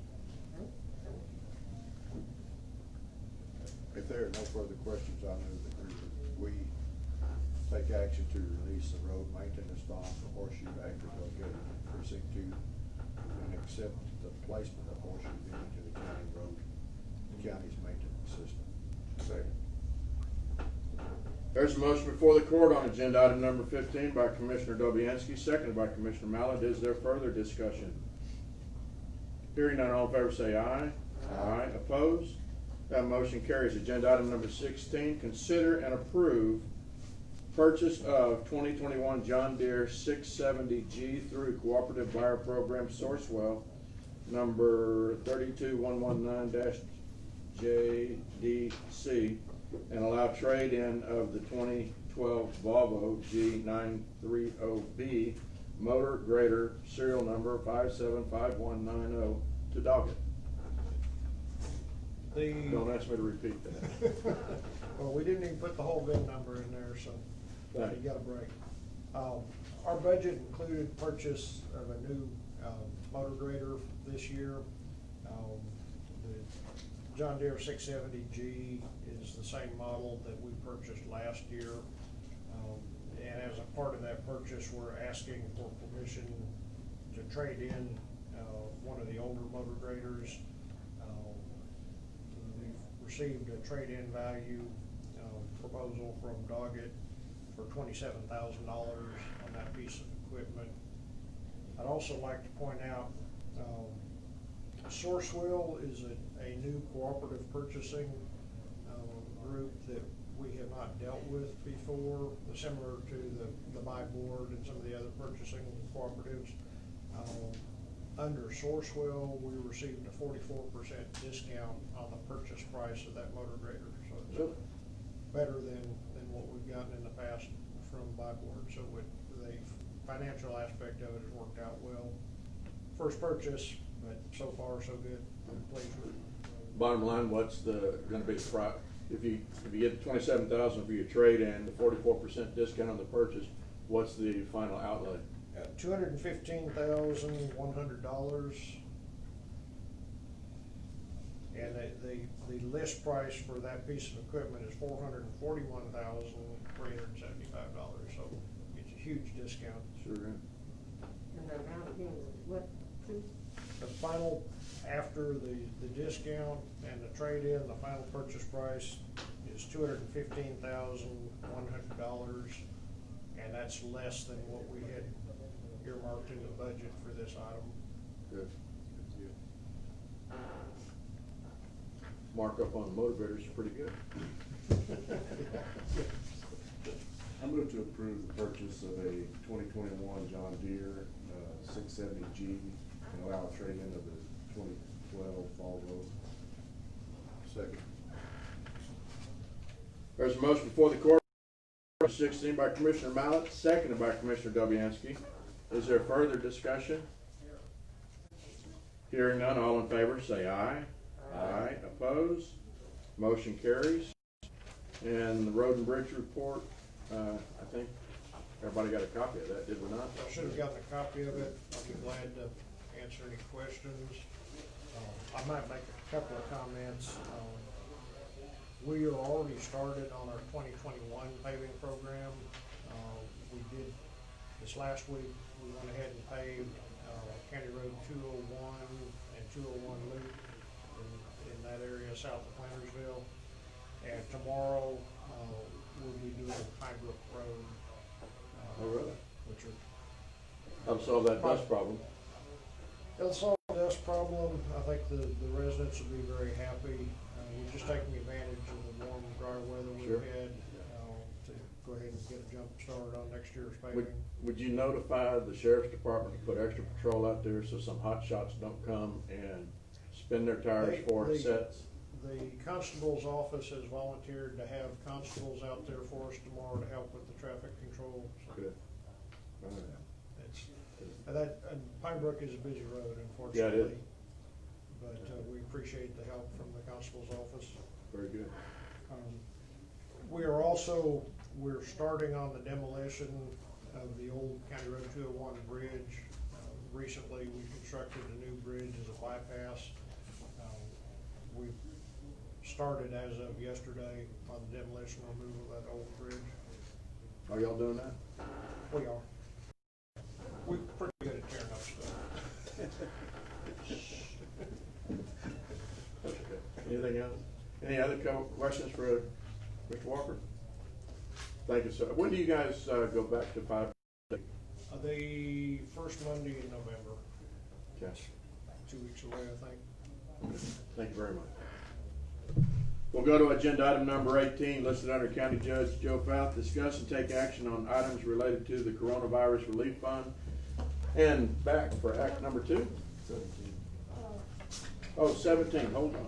MOU. Yeah. Mary, receive and take action to approve the MOU between BVCOG Transportation Partnership Program and Grimes County, and then we'll go into 18. So the agreement is the same as last year. It's the $500 a month reimbursement. Did y'all get a copy of that? We did. So our attachment number 17. I believe so, yes, sir. It is. Did you have an opportunity to look at it, Mr. Yes, ma'am, they changed the format slightly, but it's essentially the same amount.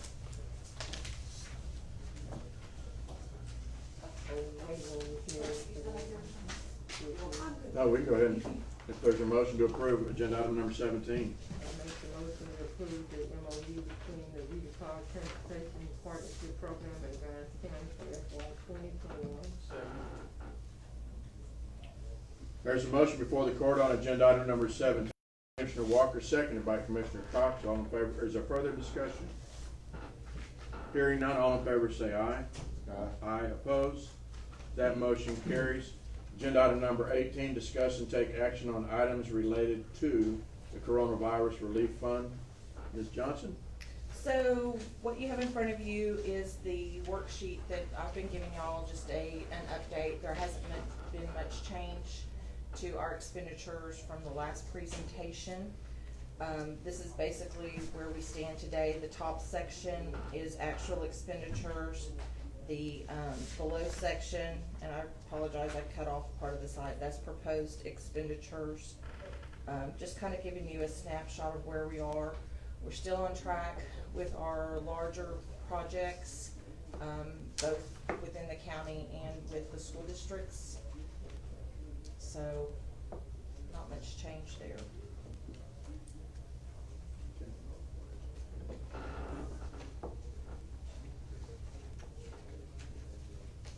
Look like your heart and an active number changed a little bit.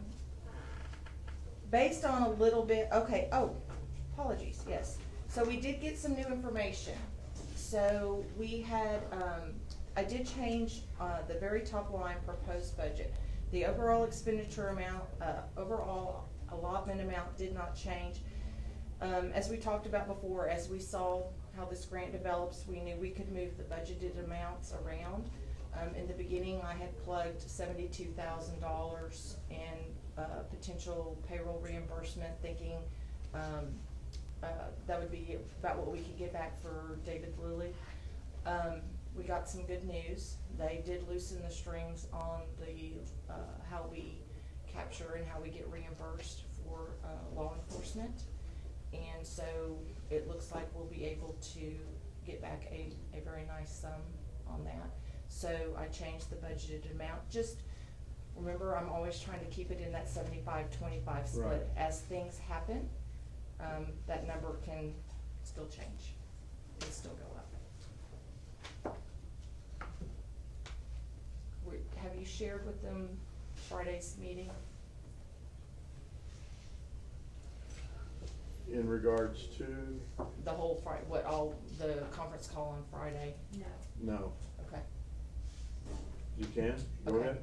So that, on Friday, we had a conference call with TDM.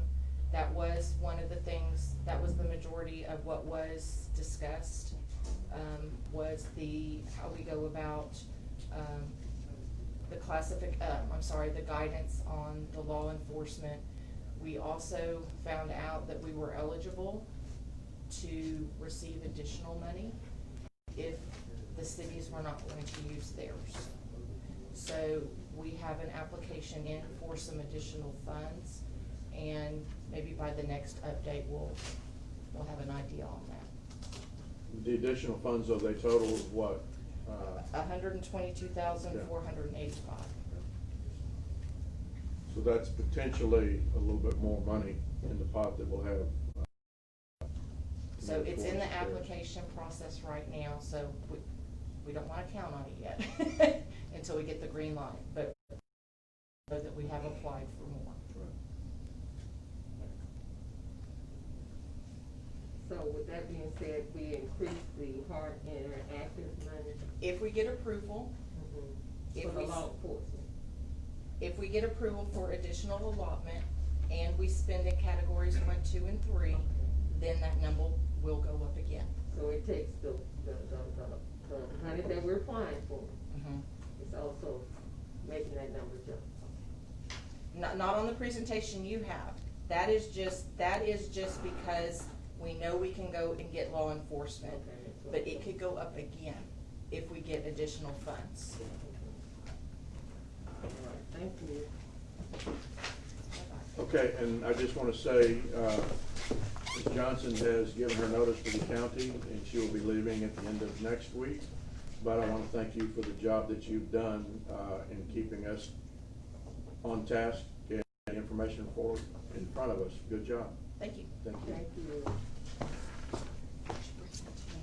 This is what we were supposed to do last time. With that, we will now go to agenda item number 19, consider and take action to approve the 2020 tax roll, or attachment number 19. This is information that was presented to us by our district tax assessor, Mark Beneke. He's our chief appraiser.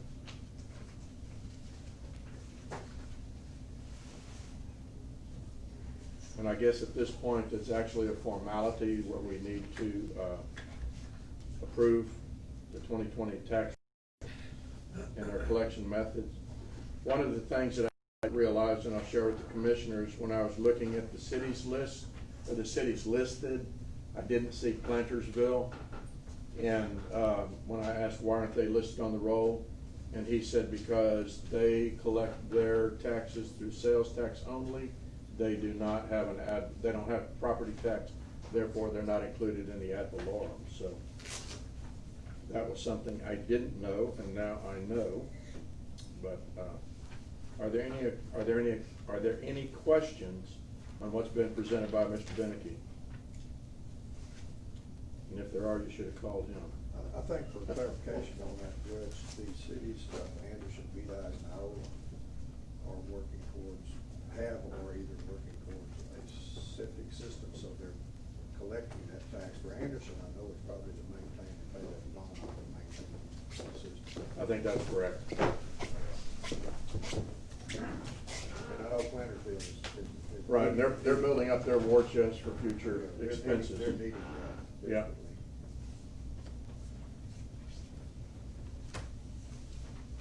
If there are no further questions or comments, I'm going to make a motion that we consider and take action to approve the 2020 tax roll as submitted by our district appraiser, Mark Beneke.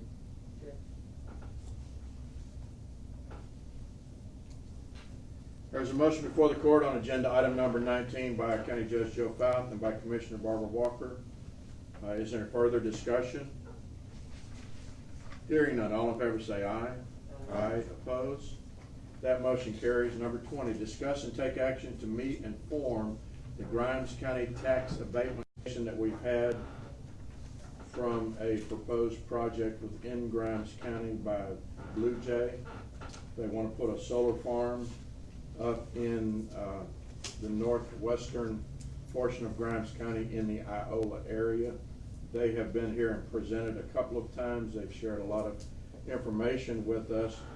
But one of the things that we would need to do in order to consider their project, we would have to change our Grimes County tax abatement guidelines, because a couple of things that come, and I'm glad you're here, Mr.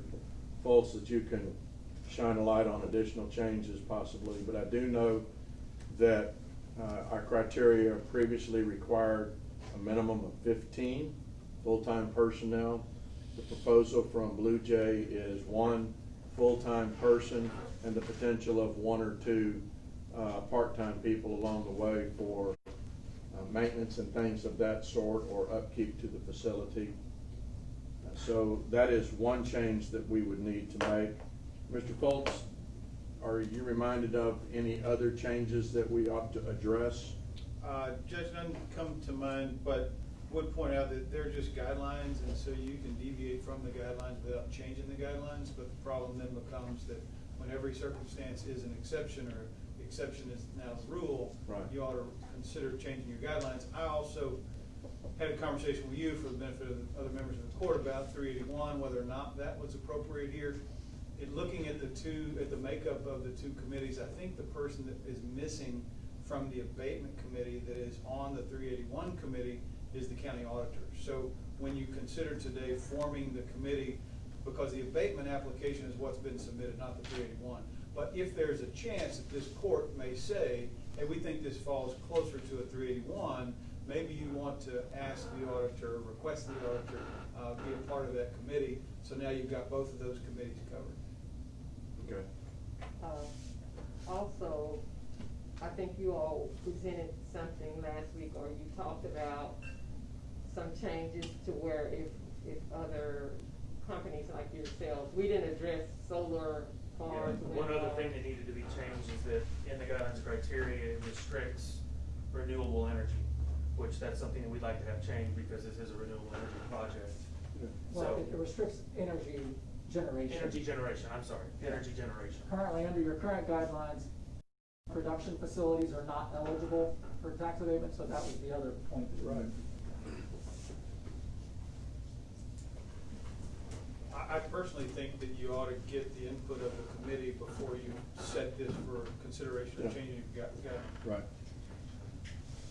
So right now, the committee, Mr. McNally is also here. And he knows about heart, so you could just have him. So This is on page 7? Yes. at paragraph D at the top under section 3, with a list of various folks. But yes, Mr. McNally is going to be instrumental, I think, in making sure that that committee meets and provides you some input. So did, I think it called for, have you been able to get in touch with any of the members of the committee to see if they're still available, if they're still? Okay, so the Chamber of Commerce would appoint me as the representative. The Navasota Economic Development Corporation meets today at 12:15 to make that determination. And then I brought up, I say, is because their focus is going to be Navasota, and this is going to have nothing to do directly, well, directly or it could indirectly have an effect on Navasota, but it's in another portion of the county that doesn't bear Navasota's input. I'm not saying they don't have qualified people on this committee to help us in the benefit, but that question brought to Johnny's attention, and anyway, that's something that we need to consider as we put this committee together, Johnny. And then County Judge and I also discussed briefly who the business representative might be, and the judge had an idea on that as well. Well, I had a question. I know that in the past that we've met with these committees when abatements come before us. And Mr. Mike Harris, I didn't know what he represented. I didn't know if he did the Economic Development Corporation in Navasota, or if he was a business community representative. Yeah, He's so always offered good advice, always spoke on behalf of the committee, so I don't know what role he plays. I would expect that Mike Harris will be the representative from the NEDC. And he is the banker. Yeah, no, I know Mike well. I served on other boards with him, so. So that's where the banking portion came in. Sure. Was from that Navasota Economic Development Corporation. And from a citizen, I've contacted Mr. Bob Leeper, and Mr. Leeper is a resident of the precinct that this is involved in. He also serves on the Emergency Services District Board, and he also brings abatement knowledge with him because once upon a time he was the fire chief for Baytown, and then I believe he moved over to the city manager of Baytown prior to his moving to Grimes County. I have talked to Bob, and Bob is agreeable to serve on this committee as a representative. And being in the area, being a tax person, being a city government person, I felt he was a good choice. Now, he's the only one that I have contacted, but he's offered in the past to help. And well, I would like to see that Mr. Harris remains on this committee also because of his past experience. But Johnny, isn't that your committee's decision to make who would, if it came out of the Navasota Economic Development? I mean, we can put our desires and our wishes that direction. Right. That's for them to decide. They'll meet today at 12:15, and it's on their agenda today. Just knowing the makeup of of who's on that board, well, we'll see what happens, but it seems likely that he'll be the one. Okay. Yeah, Judge, I'd like to wait to see what they decide with the Economic Development Committee before we allow for input on the committee to determine. If we make any changes to the abatement policy? Yeah, I mean, I'd rather see. Oh, I agree. Hear who they're going to pick before. And I don't have anything against Mr. Leeper, but maybe I know Commissioner Walker has expressed interest in Mr. Harris as well, so. Well, you still, according to our guidelines, it would not eliminate Mr. Leeper as a business community member, but he could serve the role as the Navasota Economic Development person, which is designated in our abatement policy. Yeah, but I don't know if he will. I don't know. Oh, I don't either. so you're saying, I get what you're saying. Well, another person who came up as a possibility is Raina Willenbrink. Raina is the Economic Development Specialist for the city of Navasota. And it could be that that committee would request that she serve in that capacity. but it is part of our guidelines is where I was going, that plays part of our committee. We have the Navasota Economic Development Corporation. Yeah, I think Although the it's only, outside of the city, it's still, the only thing, and yeah, I would say that these fine folks are entitled to application of the guidelines as they exist today, rather Yes. than tinkering with the guidelines in the midst of their application. So a member from the EDC, I think, ought to be appointed. But all you're deciding today, Commissioners Court shall appoint the business community representative. That's the one thing you're deciding today, who that, if you're gonna decide today, you don't have to decide today, but I would also ask that you consider, I'll say again, requesting that the auditor be part of the committee, so that if you all decide that your recommendation, at the end of the day, is this was a project more suited for a 381, potentially the auditor already has that knowledge from being part of this committee. Having served on the last committee that was put together by the county 3 months after I was elected to office, the people that we had on the committee was Mike Harris, and he was a bank representative at that time, I believe. Bill Miller was a business representative on that committee. Johnny, have you talked to Bill Miller? To serve in which role? As, I don't know, I don't remember what role he served on, but he was on the last committee. We did not have the auditor on there. I agree with our county attorney. I think the auditor should be on that committee. And obviously the commissioner, which the precinct, this project is gonna be, built in, should be on there. So that's kind of my input from the one that we, formed the last time we did this, which was, I guess six years ago. so today, I think what we're, like you said, we're trying to come up with the business community representative. And, I hear you're asking for us to wait. Did I understand you say that? Yes, I mean, I would like to see who the Economic Development Committee puts forward as their representative, because it seems as though Mr. Harris has significant interest, or the court has significant interest in approaching him about a role on there, and the Economic Development Committee may choose someone else, and we, as the court, may choose to appoint Mr. Harris as the business representative. I don't know what they're going to do, but, I think it might just want to wait. I also need more clarity from you, Mr. McNally. It says the Commissioners Court shall request that the President of the Chamber of Commerce and the President of the Economic Development Corporation select representatives from their prospective organization. Is that a different, Entity? yes, Yeah, so Kathy Baldovino is the president of the Chamber of Commerce. yes. She asked me if I would serve in that capacity. I said yes. And then Mike Harris is the president of DC. And so today at 12:15, they'll meet to determine that.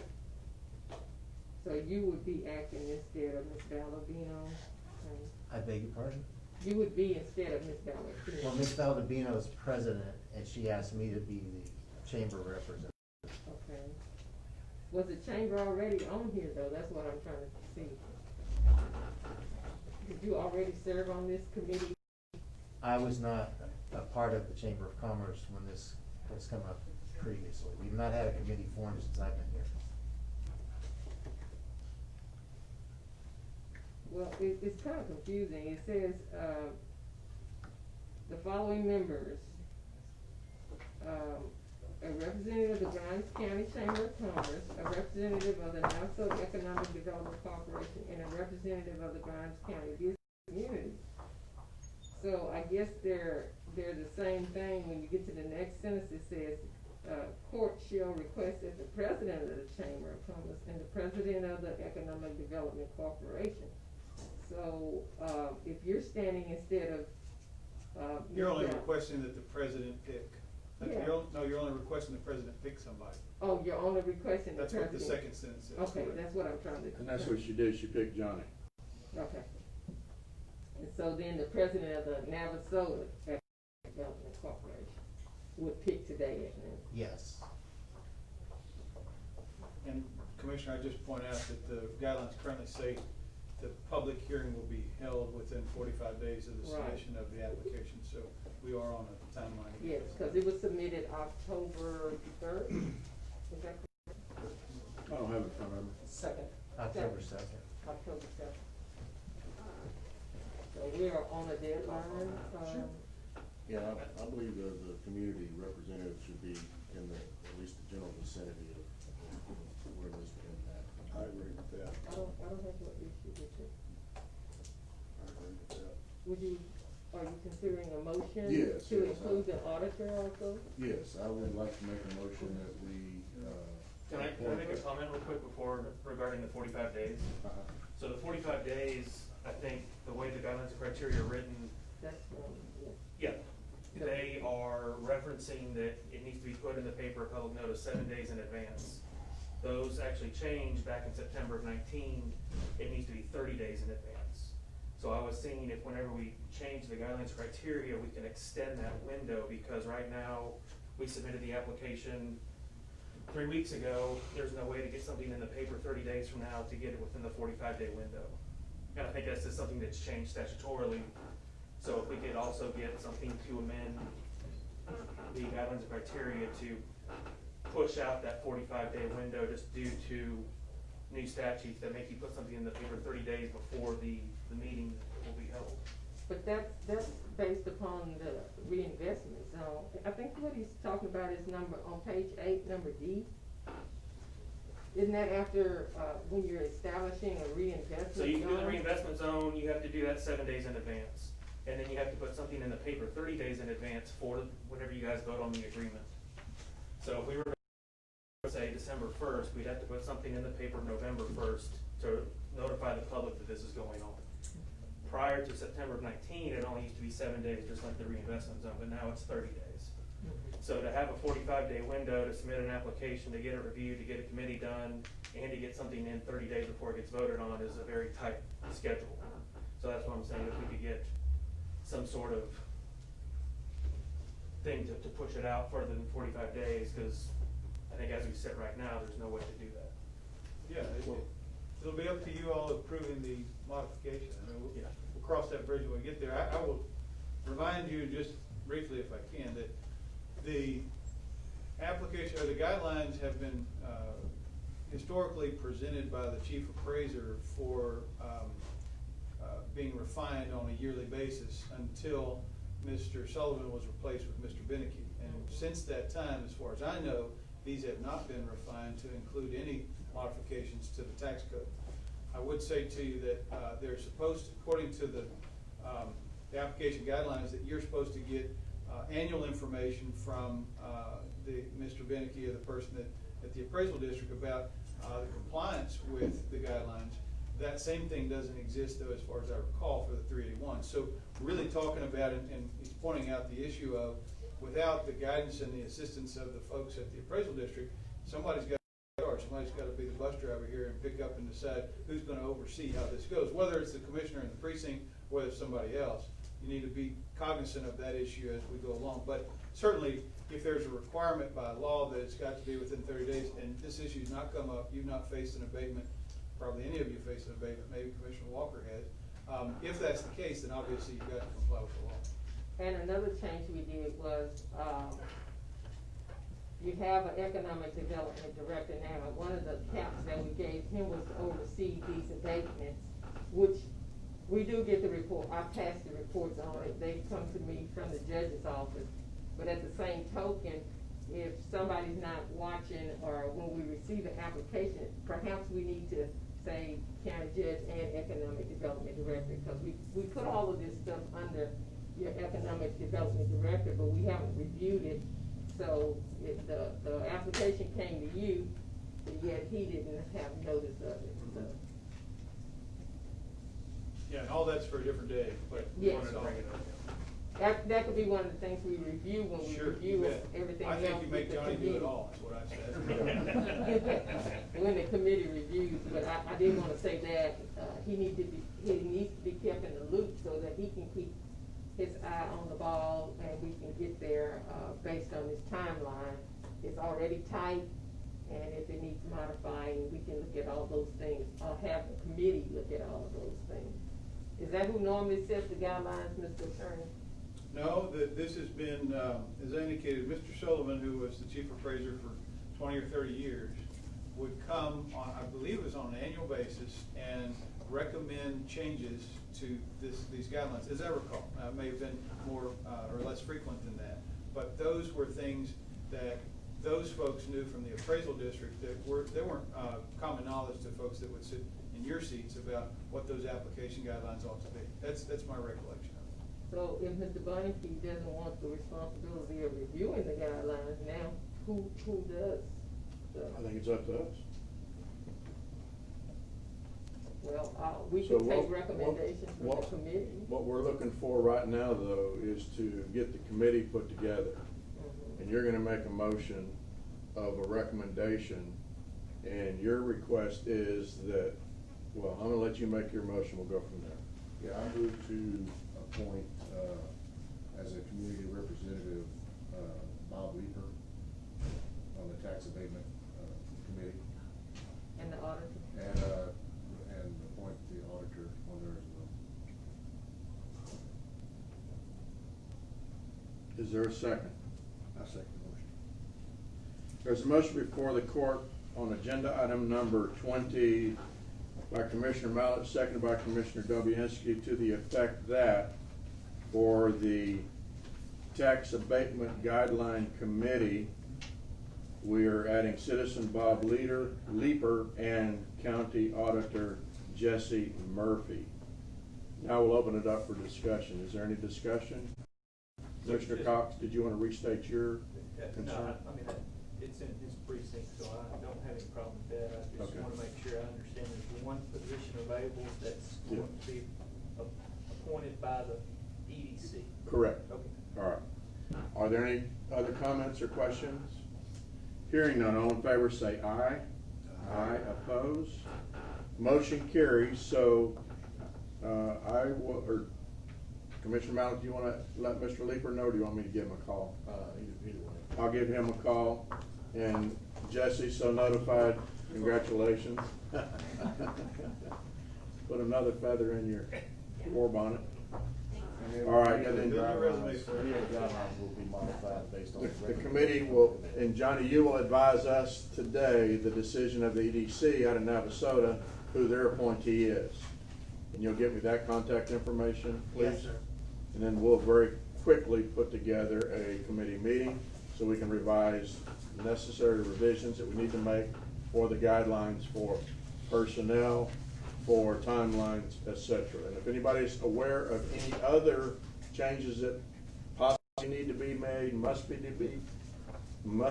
to be made, or preferred to be made, please advise me in writing.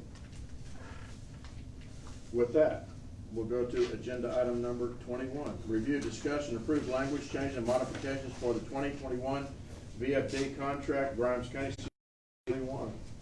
Mr. Lilly, are you out there? Yes, sir. You have any chiefs with you? Yes, sir. You got any Indians? No. Okay. All chiefs, no Indians. I like that. Chief Vickers, how are you? Good, fine, sir. Okay, Mr. Lilly, take it away. All right, sir. Commissioner, Judge, you should have before you a copy of the proposed contract. This is a hybrid of what was put in place this last year. It still has a aspect of the tier system included, but removes the column for tier requirements for chief. Only refers to all the members of the department as far as tier qualifications. I would also point out that, again, we have 3 chiefs present here attending the meeting, and they asked me to point out that at the last chiefs meeting, they did take a vote, and it was unanimous, all 8 departments, that they wished to have the tiers removed altogether for this year. And I do have a version of that proposed contract here if you need that. But they did ask to point that out, that they had requested that for this year, the tier system be removed from the contract as a requirement. So Would you introduce the three chiefs that are here, please? Yes, sir. We have Chief Vickers from Whitehall, Chief Sharon from Shiro, and then Chief Wenzel from Todd Mission. Just to update the commissioners, David Lilly and myself have had multiple discussions regarding this contract. We've had discussion with, I've had discussion with a couple of chiefs. I think that would be fair to say, not all of the chiefs. And I appreciate the energy and the effort that they've put in their discussions. I'll tell the commissioners up front, I'm opposed to eliminating the tier system in its entirety. I am in agreement with eliminating the tier system and or specified requirements for the fire chief and or senior officer on the current tier sheet that we have, because at the end of the day, I've come to the mindset that the departments are going to select their chiefs, and they're going to make the selection of their chiefs based on whatever criteria they use, who they choose to lead them or organize them or manage them or lead them into a fire and safely lead them back out. I don't think that's the court's decision. I know it's not the court's decision, at least at this time. And I don't want to put myself in the position of making that decision. So by eliminating the column for fire chiefs and or the senior officer, that ought to be up to the individual departments to make that determination who they want to run their business. I am opposed to eliminating the tier structure that we have for 1, 2, 3, and 4, because what I think that does, it's a motivator for any department that's not at a level 4 to do what they can to get their crews trained up, certified, whatever they need to do to be more effective for the citizens that they serve. So if we eliminate the tier system as we're currently working under, I believe we take some steps backwards and we eliminate some positive things that, and I will say, this is, of course, there have been modifications from what was initially submitted, but this tier system was initially submitted by the fire chiefs. Maybe not all of them, but a good portion of them. And I don't know that it ever met with the agreement of their association in total or not, and I won't speak for them. But I do believe that by having this tier system in there, it's a better way for the Commissioners Court to determine how we're going to allocate funds to those departments. More skills, more tools, more qualifications should be entitled to more pay. Because from the analysis that we've done over the past year of what departments have equipment-wise, training-wise, personnel-wise, I do not believe all of our departments are equal. Is there any specific reason why we've been asked to remove the tier list? Actually, if I could have the court's discretion, I would like to go ahead and let Chief Vickers speak to that. Sure. Okay. Chief? The association has been working on various permutations of this contract since mid-June.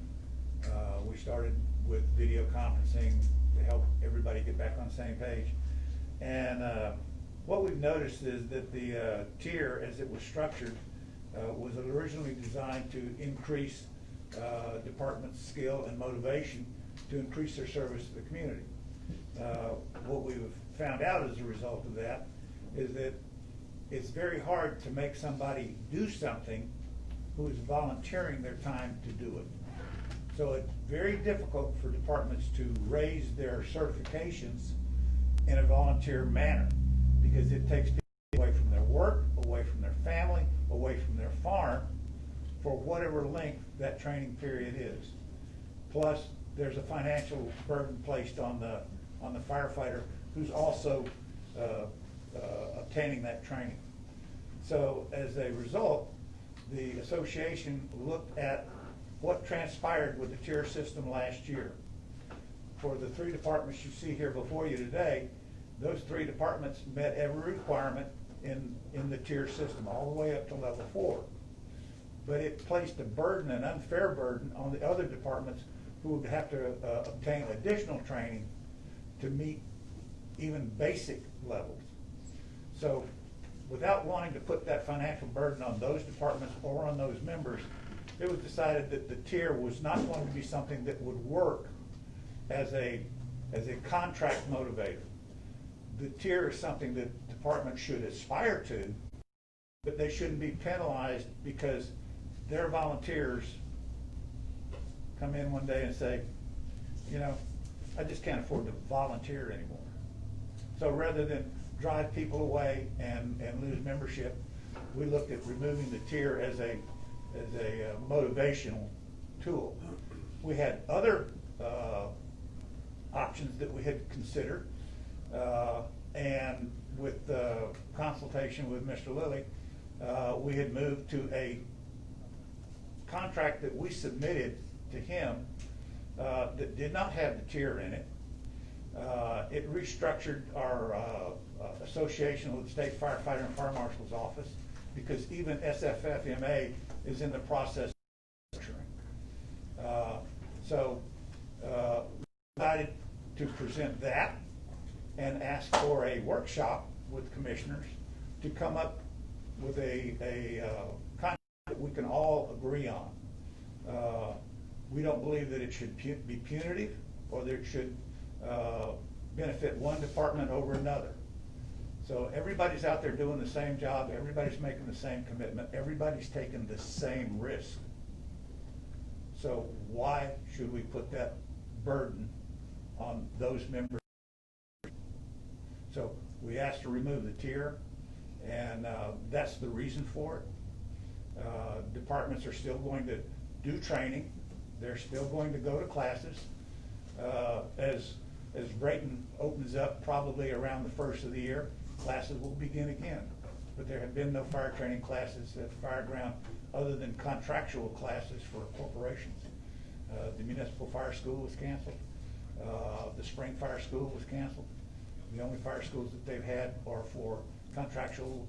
I think Mexico sends a crew each year, and the companies out of Houston will send crews each year. So until they can open it back up to public access, that's where we're getting the majority of our training.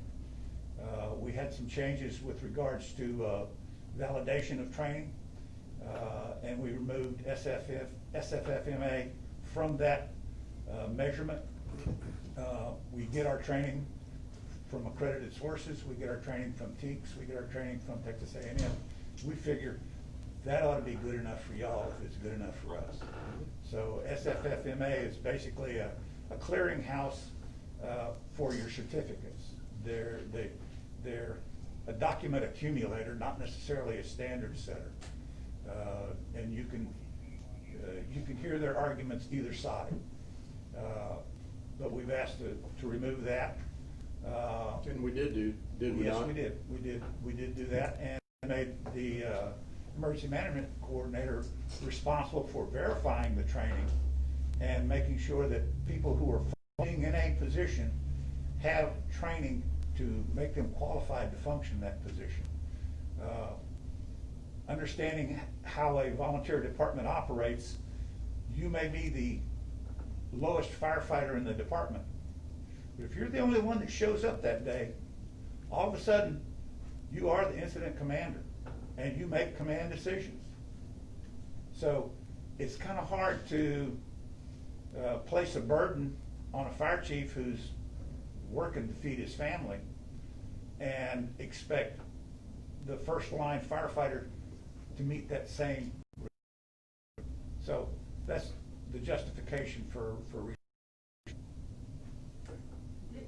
Did I understand that in the beginning or at some point along the way with this tier system that we had, from what I hear you saying, it's almost like every member has to meet certain qualifications? No, ma'am. There are requirements through SFFMA that require every firefighter have what we call everybody goes home safe class, which is what they call sharps, and then they have to have an incident safety, a vehicle incident safety class by National Highway Safety Council, so that firefighters are not out in the street directing traffic without their vests on, without knowledge of where they need to be in the traffic lane, how to position their equipment to provide them safety and direction.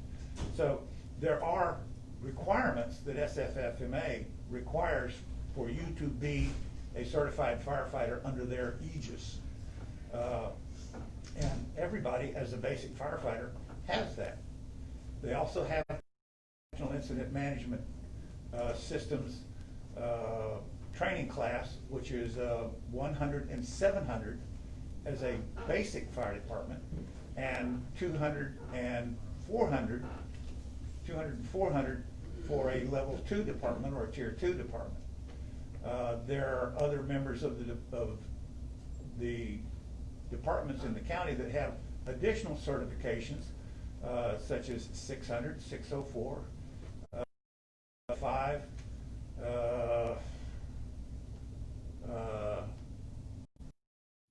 which is basically ethics. So there are other NIMS classes that you take, but the only ones that are required are 100, 200, 700, and 800. Those are required for all members of your department. But my question was, at one point, it wasn't, I thought it was only a certain number of people to move to another level.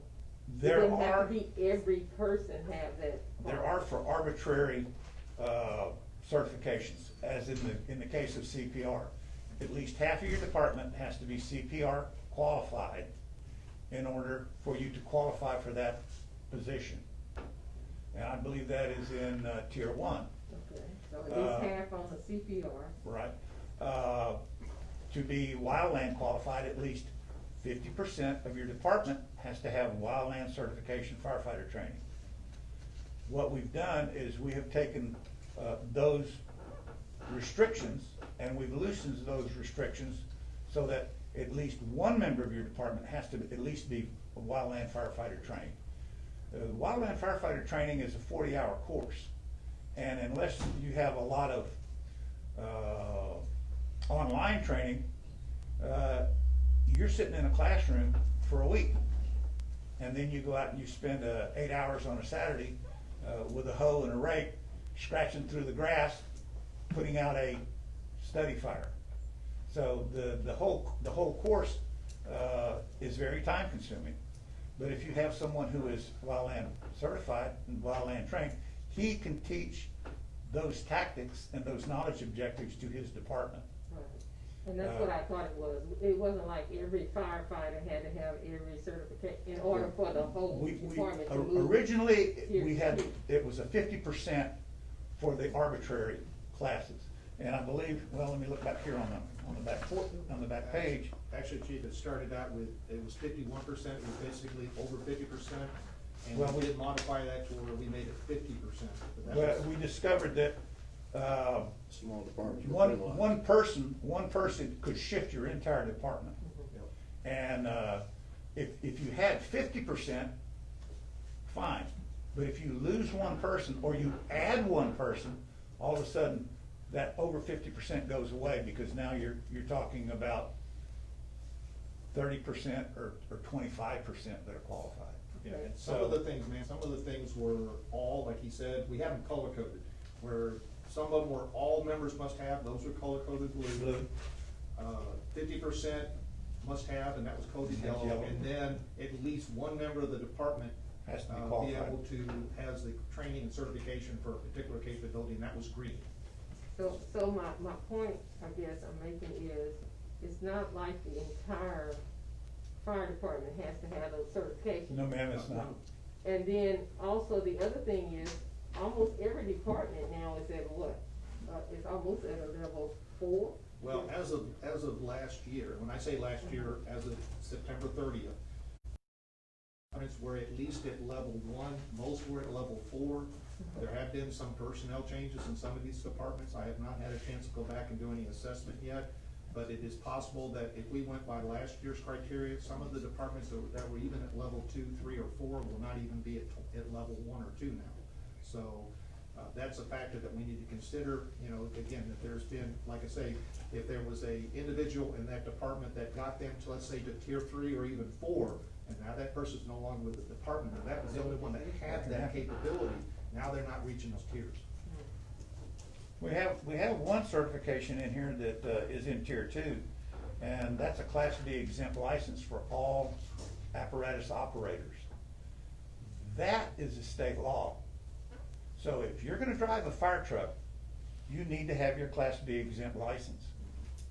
That's a state law. So if you have 18 people in your department, whoever shows up to drive that truck better have that license. If there's an accident occurs and he's not licensed, he's gonna get ticketed. So this is one of the things that I like to hold fast to because it's a safety issue. And VFIS will not insure you if you have an unlicensed driver and you have an accident in your fire truck. Commissioner Cox, you had a comment or question? Yeah, I do have a few comments. I mean, I understand that the departments can certainly choose their own leadership with regard to the chief and what qualifications they want in their chief, and they have to live with that decision. As far as the tier system is concerned, if I remember correctly, it was implemented for a couple of specific reasons. One was to provide a more equitable funding structure for our volunteer fire departments within the county. And the second was to establish standards for those fire departments to live up to.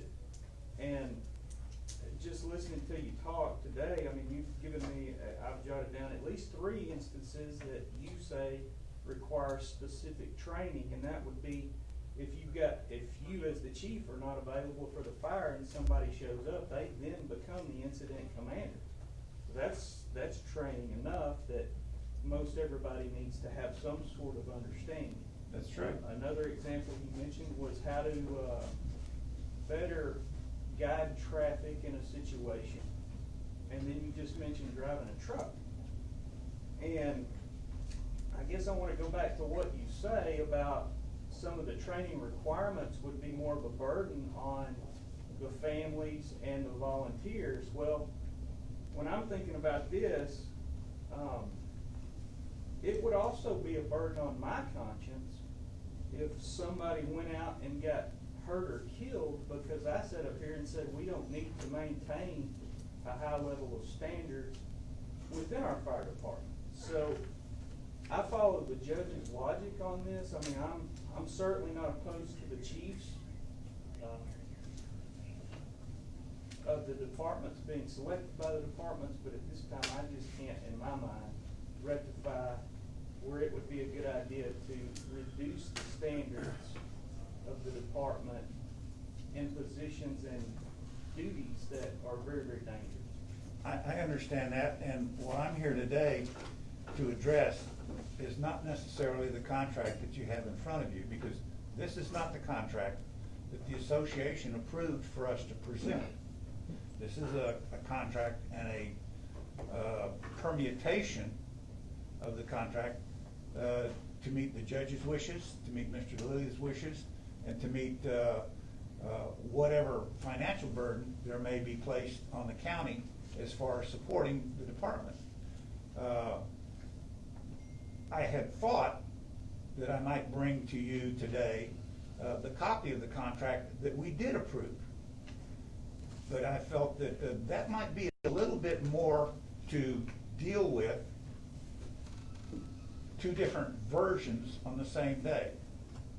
I would be more than happy to share with all of you all of the versions of the contracts that we have gone through this year.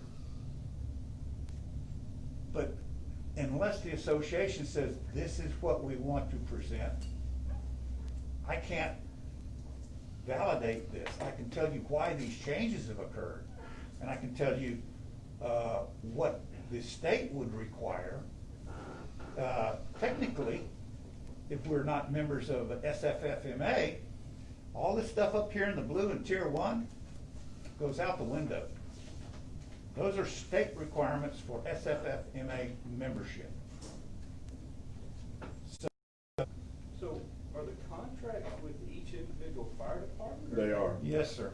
But, so And that's why we're here today, is because what was agreed to at our last contract was a contract that these three departments developed with this tiered system. And throughout the year, in order to enlist the other departments, changes were substantively made to this contract to allow other departments to qualify. There was verbiage added to this contract that placed every one of you commissioners at risk, and the Emergency Management's Office at risk, because that verbiage violated a state statute. And until I raised that issue and says, you know, we can't be doing this. If you want to control your people, you need to control your people. You don't need Commissioners Court's blessing to do it. If it's covered under a state statute, then the statute should prevail. If you have problems with your people, then you need a personal agreement, not one that puts every one of these commissioners at risk in that agreement. Chief, So a lot of that was changed. the agreement that you have, that you were operating under last year, did it have that liability language in it then? No, sir, it didn't. That language was added after the first contract was approved between these three departments. Can you be specific, what was the language that was added? The language had to do with EMS personnel, and that EMTs would be firefighters first and not EMTs, because the purpose with them, in the purpose of their association with that department was fire suppression. And the fire chief would be in charge of that person as a firefighter on a fire scene, no matter what circumstances. Well, that kind of goes against state EMS law, because that EMT is responsible for patient care in any emergency, and he answers to his medical director, not to the fire chief. If the fire chief wants to have a personal agreement about that man's state certification, then he has to make that agreement outside this contract. Because once you say, yeah, we're going to validate this, if something goes wrong and that EMT is held liable for that EMT license because he was on scene, y'all have now validated this and said, yeah, that fire chief can do whatever he wants to. No, that EMT's got to follow the law. He's got to follow what his medical director says, if that is in that county of jurisdiction. If he's a volunteer in Walker County and his medical director is in Brazos County and the fire's in Walker County, well, guess what? The fire chief's in charge. But if that fire is in Brazos County and his medical director's in Brazos County, he's got to do EMS first. And once that's resolved, then he can deal with firefighting. So what we did in correcting that language is we eliminated that clause. And we told the fire chiefs of the various departments, if you want to have this agreement with this member because he adds scope to your department, then you need to make this agreement outside of this contract. Do not put Commissioners Court and the powers to be in jeopardy. Don't make them a party to violating the state statute. Yeah, that sounds like a good idea. Well, when we put the original contract, just going back in history, when we put the original contract together last year with the three departments that are represented here and now, y'all were in agreement with what we had. Then when we had other departments come in one by one, we went through the contract, and then if they said, well, yeah, but if you had this as one of the requirements, then, you know, we could get to a higher level. So David, Lily, and myself, we worked with that chief for that department to try to get them to the highest tier level we could without watering down their skills and abilities. True. And the benefit is now they receive more of a stipend from the county. True. Okay? So that was our effort in doing that. And a lot of the suggestions that came from those other departments, at least from my non-firefighting perspective, sounded like good ideas. And I don't like what we did was watering down. It was just making it more beneficial to the citizens, but more qualifying for a particular department. And the reason that we ended up doing these 3 and then one-on-one thereafter, and I'm not trying to offend anybody, but I came to the determination together, you guys don't work and play well together, and for us to hold a workshop and try to get everybody on the same page, that was not going to happen.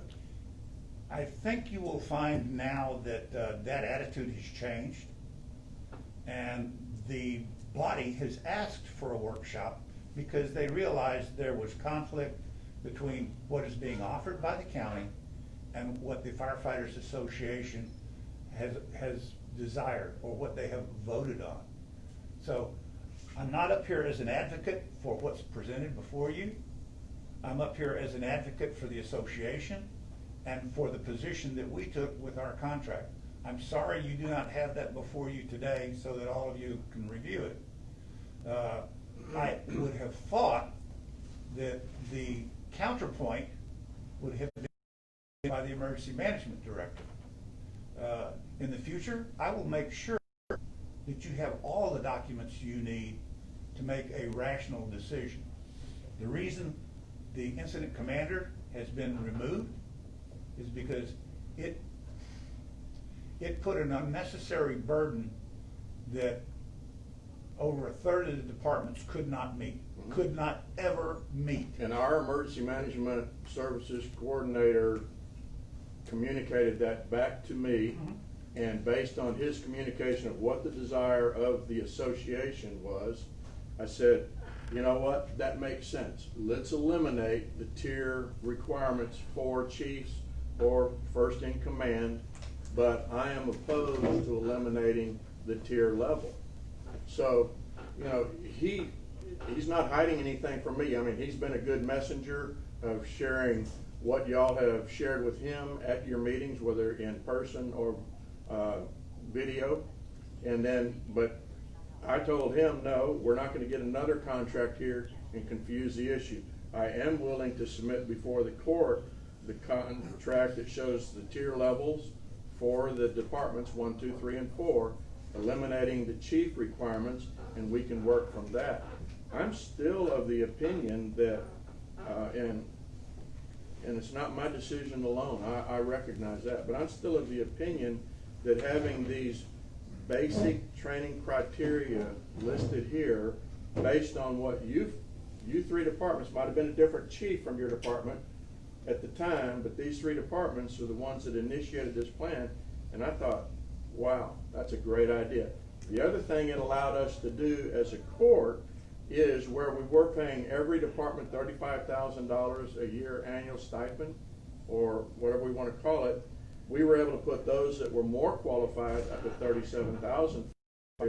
But those that were only hitting a minimum criteria, we didn't business. We didn't want them to quit servicing their communities.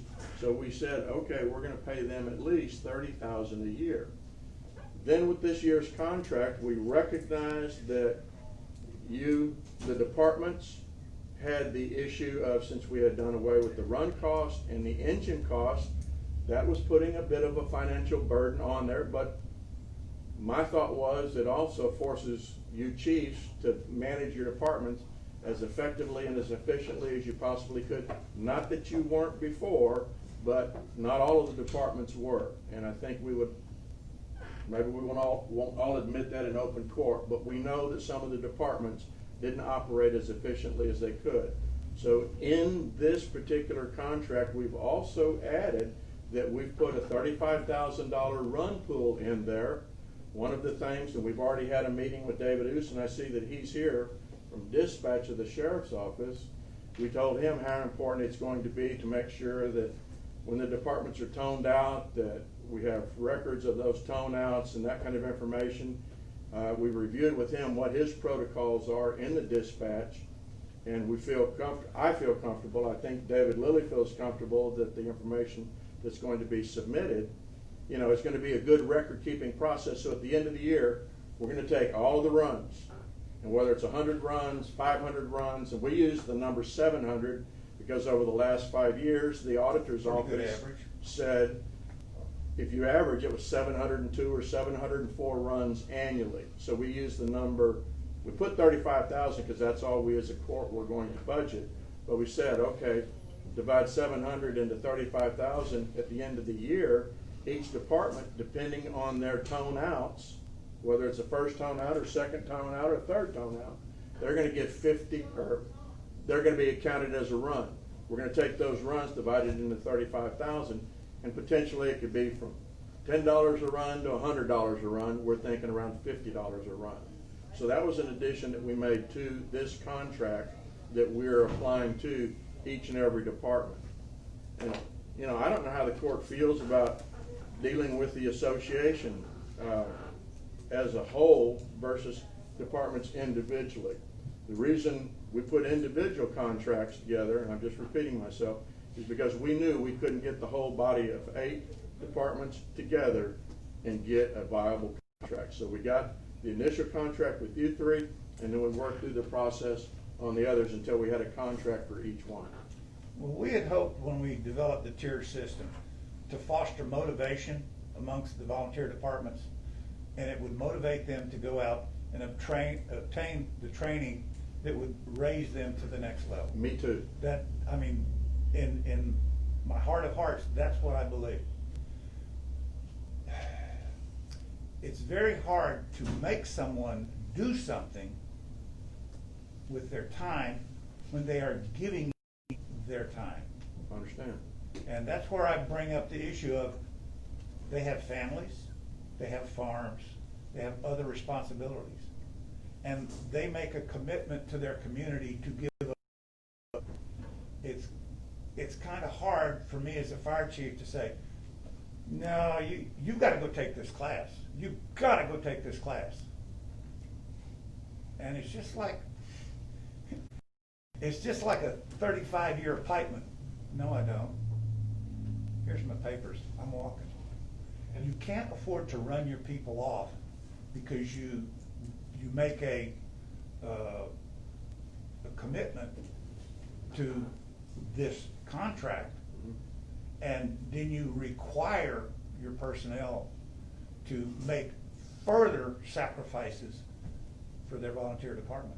And to be fair too, this year was very unique, and this was our first year we had a tier system, and there was a number of situations where training, like the chief said, training was not available because of COVID. Yeah. It was not being conducted. So there were cases where I had to mark in progress. I knew that the chief was making every effort he could to get that training. And we were giving that department the benefit of the doubt at that time so we could pay them the highest level that we felt that they were entitled to. And we never anticipated, obviously, this was gonna happen this year. You know, when we went into the planning of this contract last year, we didn't see this coming. You know, I know a lot of counties are dealing with this. Nobody saw it coming. Yeah, so that's another factor that we have to consider. Again, not saying that we do away with the standard, but just realize that for departments to be able to achieve those standards has become much more difficult. It's very onerous. And we don't know what the end date's gonna be for this. Well, like he said, you know, I've been keeping in touch. I have contact with Teagues and the fire school too, and they can't give me an anticipated date when they're gonna reopen again. They do have some limited classes available, but nothing on the scale like what the departments need to be able to send their people, even if they're able to send their people, so. So our thinking was, because we have placed a burden on that department to improve, that it wouldn't be fair to those departments to continue with that burden. But in exchange for that, we would restructure some of the response concepts. One of the things that this Commissioners Court does annually, or you've done it annually for the last 10 years, We have our seasonal dry spell, and it usually starts July 1st and runs to September 1st. And within that 60-day period, depending on how dry it was in June, we're in a burn ban. And when the Commissioners Court establishes a burn ban, they place an added burden on the volunteer departments. And we had considered a burn ban response compensation. You're in control of the burn ban. And if you establish a burn ban, we are sent out to various calls for various reasons based on that burn ban. Had that burn ban not been in effect, we would not be sent on that call. It would be a routine brush pile in the pasture. Somebody's getting rid of 2-year-old hay. So now we're out dealing with the burn ban issue, and there's an expense that goes on with that department. I think this year, though, we only burned you with what, 2 weeks, 3 weeks of burn ban? Right at a month. It was right at All a right. month. So this year was very short, but who's to say that between now and December the 1st, we're not going to be in another dry spell? You know, when things get cold and dry, fire danger goes up. It more than doubles. So, But Chief, if you were called out, you know, you're gonna get toned out. Right. That's gonna be a run. We're gonna pay you for that run. well, the pool money was not a concept that had been presented to us with our first draft of this contract. Okay. So that was a mechanism to offset the added expenses to the department during a burn ban. And we had a clause for extended responses. Anything over 6 hours would be compensated as set rate. I think we wrote it to what, 5 hours? Yes, sir. That's in there also. Yeah, it's in the language, 5 hours. So if you're out on a scene for 5 hours and 10 minutes, and we're gonna know based on dispatch, when you guys report back in, clear the scene, ready for service, if you're out there for 5 hours or longer, we're gonna count that as 2 runs. So now you get $100. I mean, I remember the conversation about the run money, but I don't remember the element of time being added to that run money. I mean, we're talking about, I mean, we're getting back into the same issues that we had before the old system with the problems in the run money. If the court remembers, initially, we didn't have anything budgeted for run money. Correct. And we put some in there. I don't Correct. necessarily know that we need to make that run money contingent on time. If you get called out, you get the appropriate amount of run money until the pool comes out, rather than being dispatched out. I mean, you're gonna be there anyway. We're still paying for it. Commissioner, that's up to this court to make that decision. We've got a contract in front of you that undoubtedly doesn't satisfy the departments, but we have a contract that is trying to get something going, so when you guys meet the tier qualifications, we can start paying some money out. And I can add to that, Commissioner Cox, also, the extended calls. In the last chiefs meeting, we discussed that, and I asked the chiefs to kind of give me an idea, and I know this is not in stone, but just an idea of how many do they think they do on an average, in an average year, that would be qualified as an extended run. And I remember, Chief, the number was 12, wasn't it? About 12 average. at the most per department. So we're not talking a lot of additional runs that would be assessed, that additional cost for another $50. These are unique circumstances when it's a call of that nature, where they're on the scene that long. Usually, an average call, Chief, let's say for a grass fire, how long is an average call take? For a grass fire, depending on magnitude and number of acres, probably about 35 minutes per acre. And a structure fire? A structure fire, 2.5 hours, depending on extension within the structure. You can literally burn a house down in about 15 minutes. Problem is cleaning up after it may take 2.5 hours. Yeah, and even the call that occurred at Renfest last week, Chief, the actual length of time from start to finish, We wanted to say it was somewhere around 7, I think, total. 7 hours? It was long, yes, Okay. But what we put in, an authorized run is defined as a call generated by dispatch where the fire department is toned out and deploys the fire department apparatus in response to the call. Instances of extended scene deployment exceeding 5 hours shall be credited to the responding VFDs as an additional run. The run pool are based on the number of runs. So, you know, if they're out there for 5 hours, we're just saying that's a second run. So instead of $50 for the tone out, they'd end up getting $100 for the tone out. But at the end of the day, the more runs they make, the longer they stay out, the less they're going to get per run, because we have a fixed amount for the run pool cost is $35,000. But I understand what you're saying, Commissioner. Commissioner Walker, you have a comment? I was gonna say, as far as the tiers and the requirements, with all of the things that are happening, like you can't get the accreditation because they're not hosting the classes. Perhaps we could, do some sort of, where you say the rules, what am I trying to say, where the rules, because of where everybody is, keep them, because you said some of them will fall down now. Everybody's static for where they were for 2020? Yes, for 2020, even though they may have lost that person, and because they couldn't get the training, I don't think we should penalize them and drop them back down. But for 2021, keep them where they are, and if somebody moves up, that's great. That's fine. But I would hate to see a department fall below where they currently are, because they couldn't get the training for the person they need to have in there. And because of what's happened in this past budget year, we have not given this thing an opportunity to work because of the not being able to be trained, the number of different contracts. And I was in the first meeting with you three fire departments and the judge when we met with you all. And I think we stated that in the beginning that we want to have a contract, the same contract with all fire departments in the beginning. You guys came first, the rest of them came aboard whenever they came aboard. This was outlined as safety issues, and I look at all this training as safety, not only for the firefighters, but for the citizens of the county, for our liability benefit. So I'm not for doing away with this. And if we need to modify it to be able to pay y'all this year, if you can't get the training, let's do that. An opportunity to work.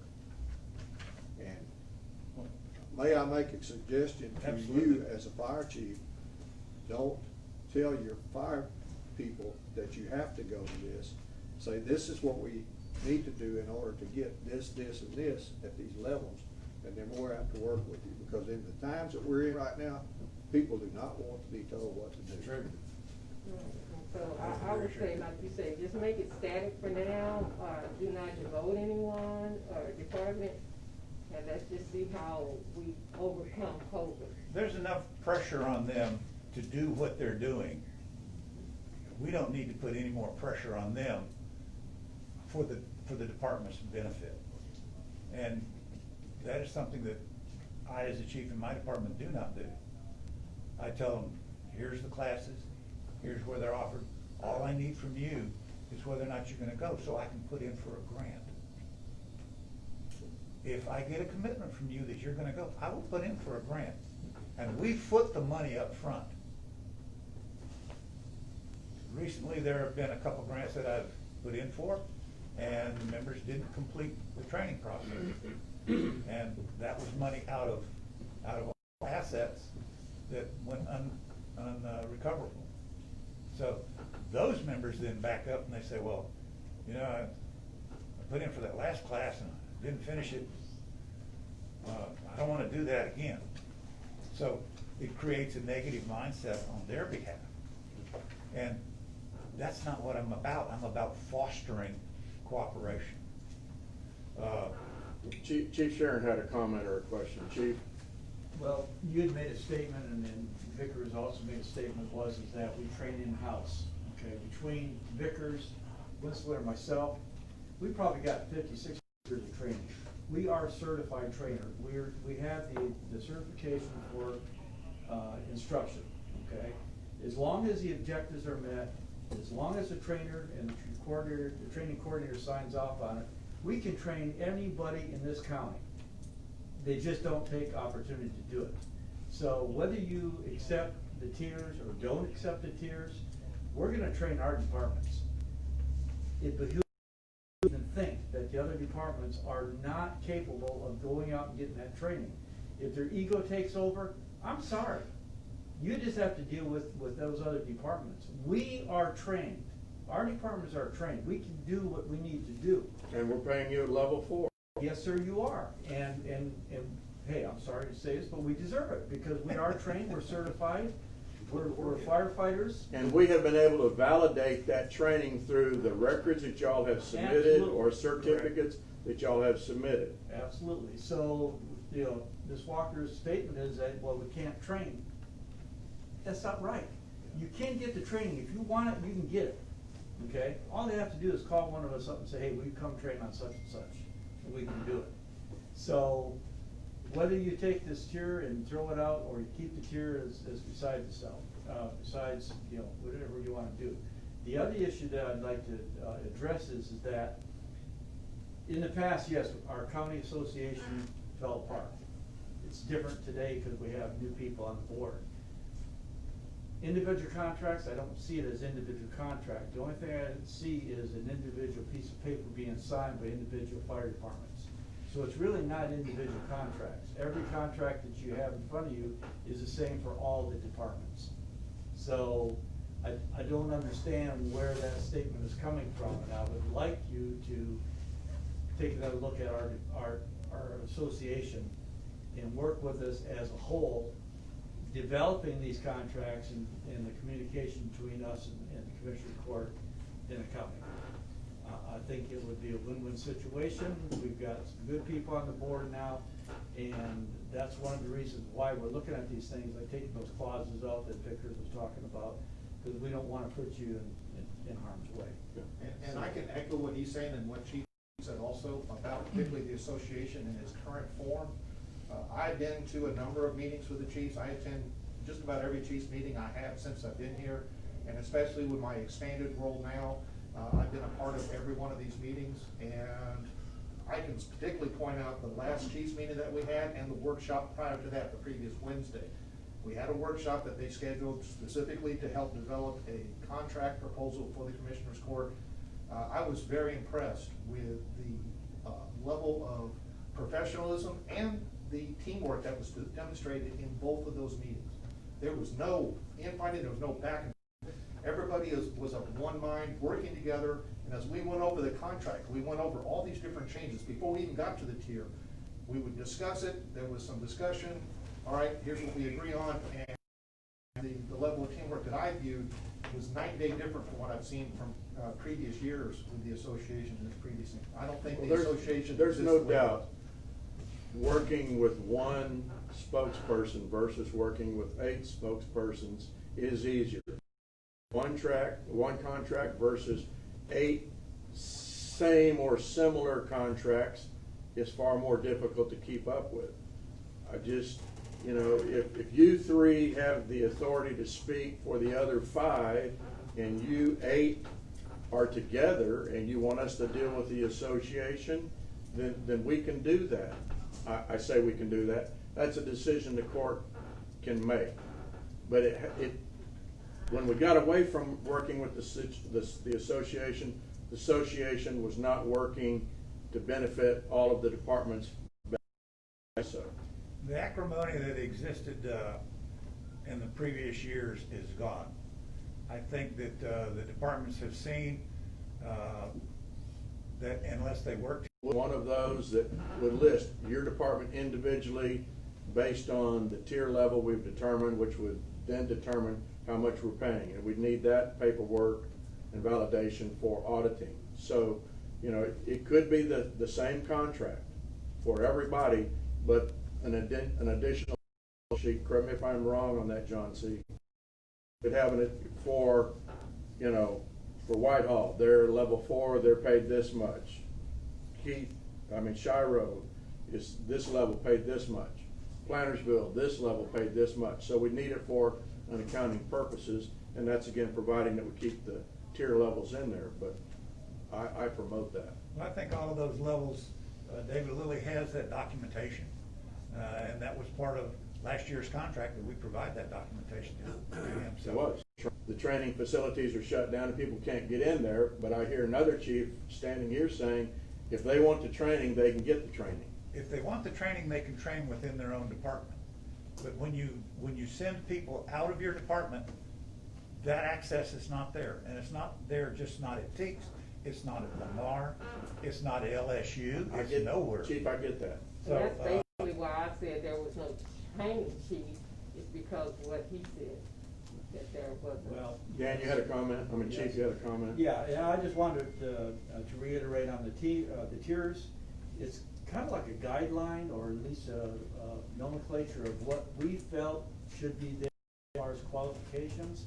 But if you look on 4.02, it says the VFD will provide personnel that are adequately trained and qualified or certified according to the department's tier level. That, in a nutshell, right there, should explain the tier. You can put any criteria you want in there, but 4.02 is the backbone of the thing. And my responsibility would not change, whether or not there is a tier system included with a contract. My role with the fire department would still be verifying that their members meet that requirement in the contract, whether or not a tier is provided to guide that. You know, I have a pretty good idea now of what is required for a fire department to function, and I'm still learning.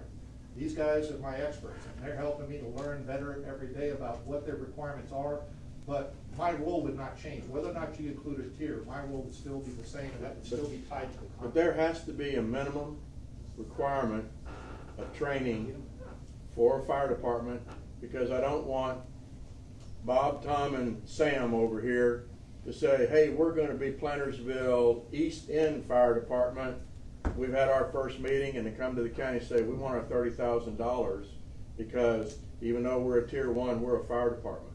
There has to be some level of skill, establishment, etc., for a fire department to be a fire department. I know one of the issues with Todd Mission, you guys are only 1 square mile as far as your city, and the question was raised, why in the world are we paying them? Well, how often do you go out of that 1 square mile?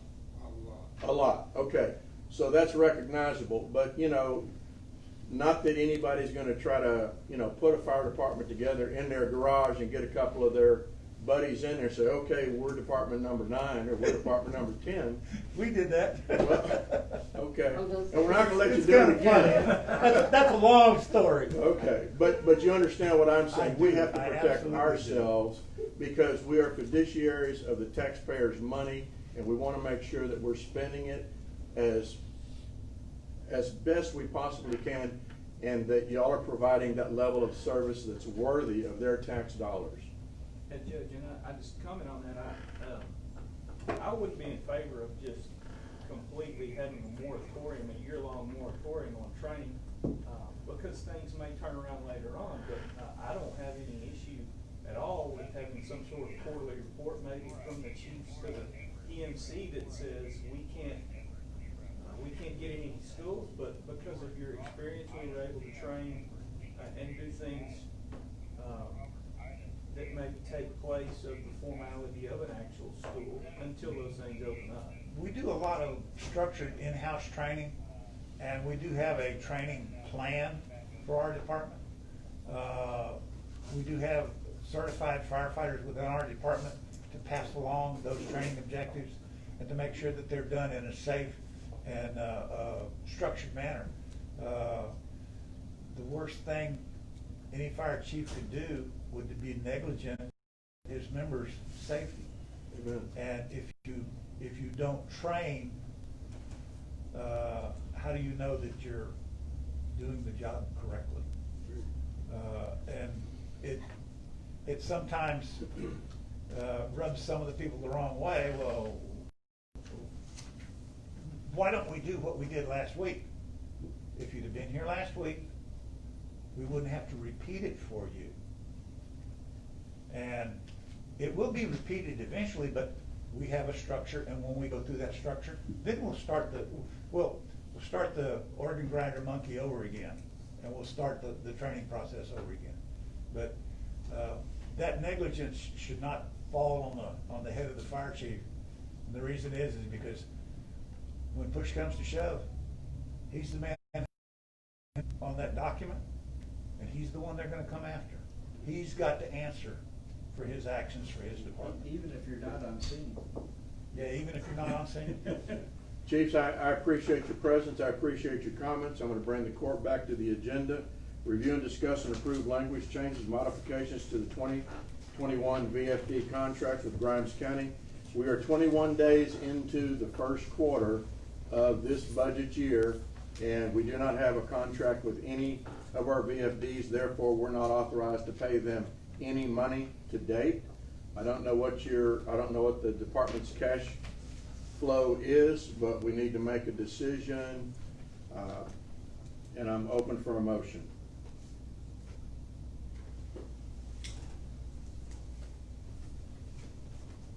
My motion would be at this time that you remove the chief or senior officer tier, As presented. as presented.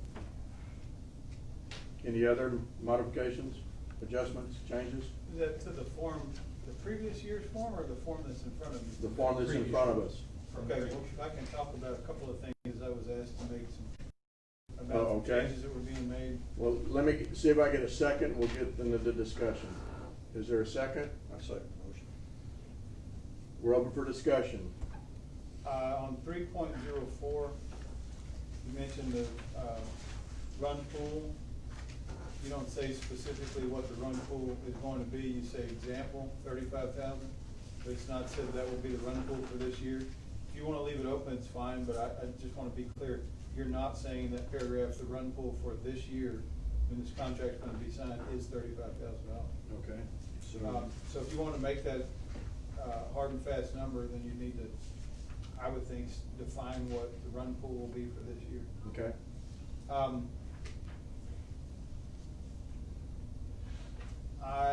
There was a change to 9.13. I assume that that was the concern that the chief had. I will tell you that the statute in particular, about providing fire protection, you can do so by the use of VFDs, insulates you from liability. Additionally, you have governmental immunity. So just so I have said it, over the last few years, because this was so, the debate was so difficult, the gnashing of teeth was so strenuous originally, that when the Association of the Departments have made requests, if they're not absolutely egregious, I've said, fine, put it in there if that makes them happy. So every year there's been some attempt to refine the agreement. I could very well have said when asked to look at it, I'm not sure that let's not include it, but to try to resolve some of the strain that's been between governmental entity that is the county and these VFDs, I typically have not tried to find fault with the provisions that they've requested. And so that 9.13 says that there's a conflict between this agreement and state law will control. That seems to me that's obvious. But 10.1, I want to be sure that That's you're an okay with addition. this. This is force majeure provision, Commissioner Walker, that speaks to what you are saying, but I want to be sure that everybody recognizes what this language says. What I said to Mr. Lilly when he presented this to me was, generally I'm not against the force majeure provision, which says if something happens outside of our control that prevents us from completing or performing our obligations under a contract, it's not going to be a hit to us. It's not going to be a default in our performance of a contract. But I would say, it seems to me, and these provisions just show up however they show up or wherever they show up, and I'm not always privy to what the background talk is about it. You may want to make a comment here that you're not naming everybody to the top tier for the full payment because they're not able to get the training. Because that's what this force majeure provision might be argued to say.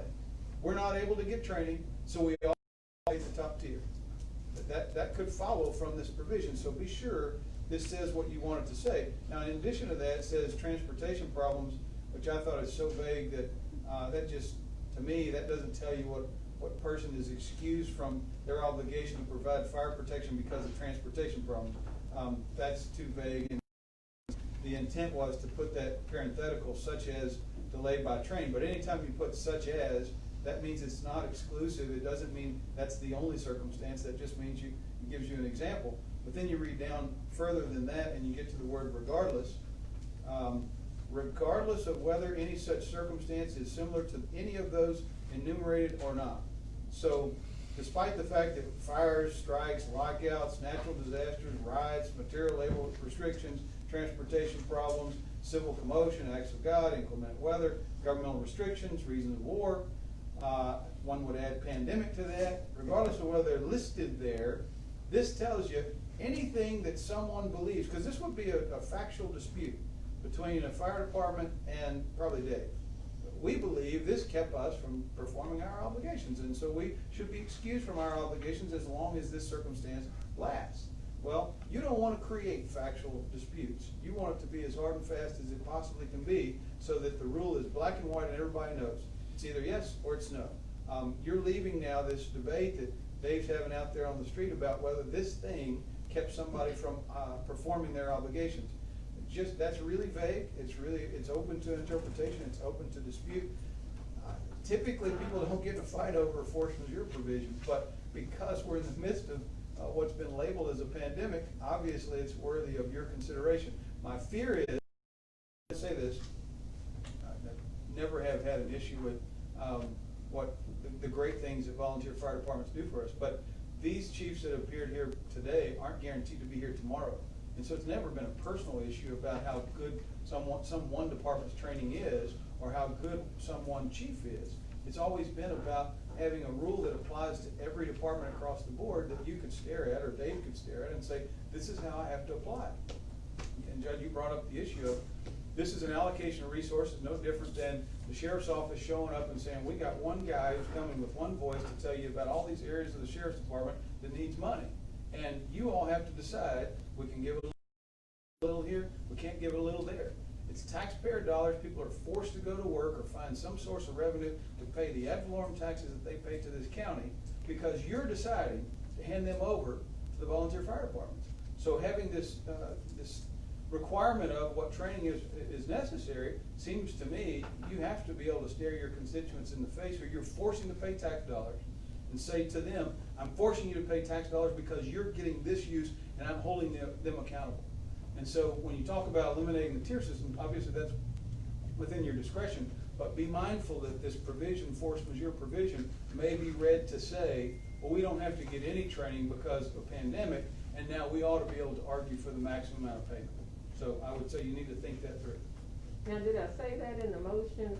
Because I only motioned to remove the tier. So No, you didn't say that, but what I asked the judge was, are you making that modification to the form that's presented? And if that's the only modification to the form that's presented, the rest of the form was about to get approved, which includes the force majeure provision as written, as far as I understood the motion.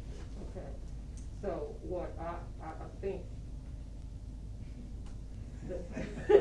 But we've operated this past year without a force majeure clause on the contract. We have done that previously. I would say there are a lot of people that are mindful of this provision now, given the pandemic status. I mean, there's lots of, we know, for whatever reason, there's a shortage of lots of things out there that makes performance sometimes difficult, or at least delayed. I just don't want Dave to be out there in a shouting match with somebody on the street saying, that provision doesn't mean that you don't have to have training, or that provision doesn't mean you get paid at the top tier because you were prevented from the training because the schools weren't open. I can see that argument being made. I mean, I'm not saying it's unfair. I'm just saying I can see that thing being made, and you need to be clear about what statement you want in your proposed contract. And what is the statement you're suggesting that needs to be in there to make it clear? You're asking, if you're asking for policy, you've gone too far. I didn't run for that position. I didn't run for your seat. But if you're asking me, you're making that point that something needs to be, we need to be specific in the force majeure, whatever you call it. I'm asking you, what is it that's in there that would make, or what's not in there that makes it not specific, and what do we need to include to make it specific? I'm always a fan of clarity, and I know you are too. I think you would put in there a provision, this does not apply to the payment or to the tier system. You would do something to say specifically that doesn't apply to the thing that I'm fearful of. Exempts. I can see that. Why didn't you say that 10 minutes ago? Well, I thought you were gonna do the smart things, because for a workshop, but this time. So this does not apply or exempt you from the tier system, that's what I'm hearing. Or you can just say, leave it to me to write it up, but however you wanna do it. Yes.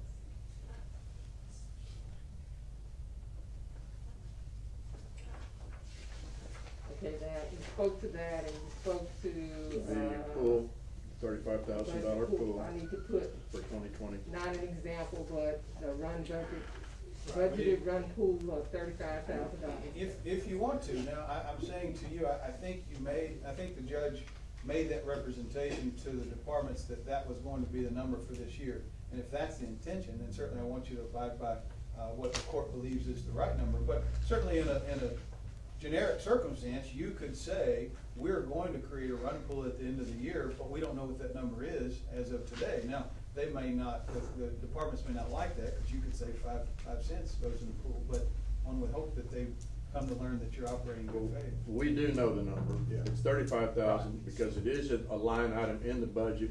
It's been approved and presented to the citizens. Right, I would just say, and again, you can leave it to me to work with Mr. Lilly to get it nailed down, but we just wanted to find what the run pool is for this specific year. Just a suggestion for how to clarify that, where it says, as you're reading that under 3.04, the sentence finishes out, says, during the year, let's see, authorized runs performed by all departments during the year, it's into, and it should be added, the budgeted run pool, I put a "the" in there, and then just add of $35,000, period. Just put that at the end of the sentence. That's just a suggestion on maybe how to resolve that. With that, You can work with John C. on I'm that. sorry, I fell asleep, I was. That's all right, that works, but he can work with you on the Yeah. exact amount.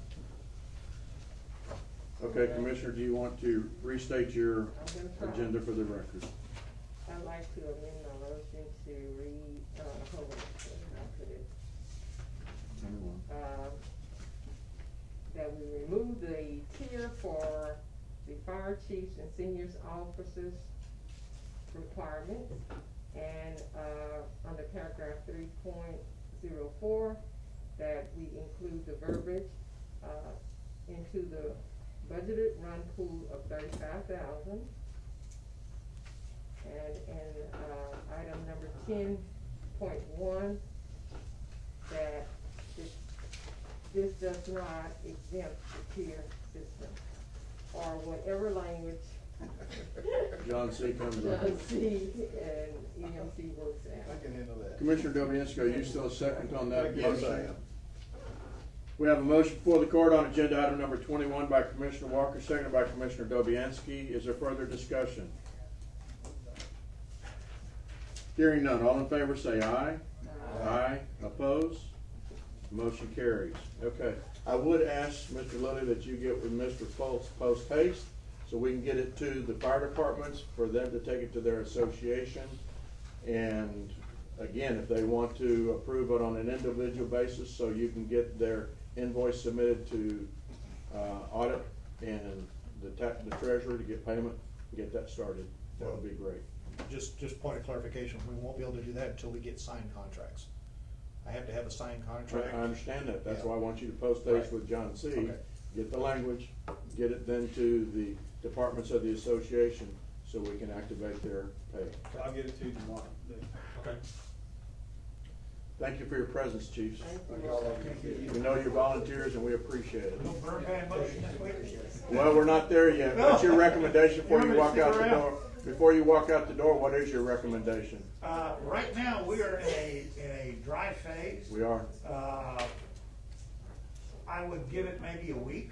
If we don't see substantive rain, then I would be, inclined to reinstitute the burn ban. There's 30% chance tomorrow, but that's tomorrow and that could That's go away. tomorrow, not today. Yeah.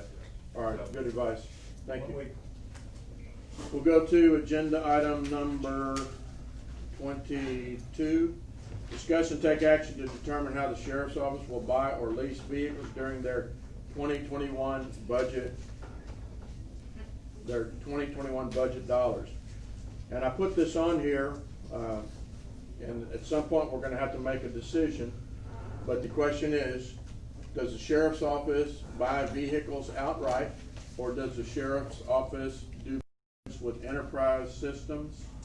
And we've had a number of dialogues on this. We've had a workshop on this. We still haven't made a final decision. I know the court members have different opinions, and that's okay. But we do need to make a decision sooner than later, because if the sheriff's office is gonna buy vehicles outright, they need to get their order in. If Enterprise is going to be the provider of vehicles for the sheriff's office for this next year, we need to sign a contract with them so they can get their order in. Comments? I'm in favor of buying the vehicles outright this year. Okay. Are you making a motion? Well, that would be, so what would be the number? Because we bought them outright versus the contract with Enterprise, that would change how many vehicles we can actually get on our budget. Is that correct? Yes. So we budgeted, what, 138,000 for Enterprise, or 148,000?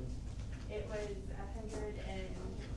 It was budgeted for 3 vehicles. It was for the 3 outright. The equipment upfitting and vehicles, I think is still in machinery equipment, and y'all took out, I'm understanding, 100,000 and moved it to the capital lease fund. We moved it to the capital lease, just so it would be there. And with, Enterprise, we would get how many vehicles? 8. 4 and 4.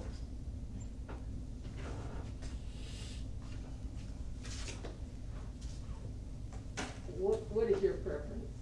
He won't, He won't say. whatever our preference is what his. I want vehicles, I can't enter into a contract, I gotta bring all contracts to y'all. You know, we just need vehicles, I mean, this year and last year, we both had to ask for additional costs on maintenance.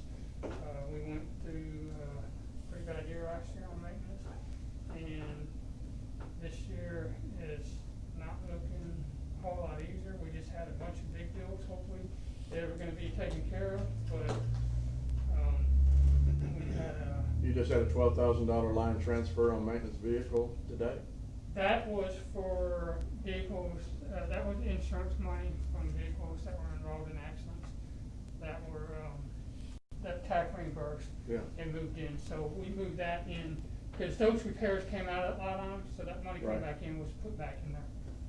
So that's- Did you all ever get the questions answered when y'all last left y'all Enterprise?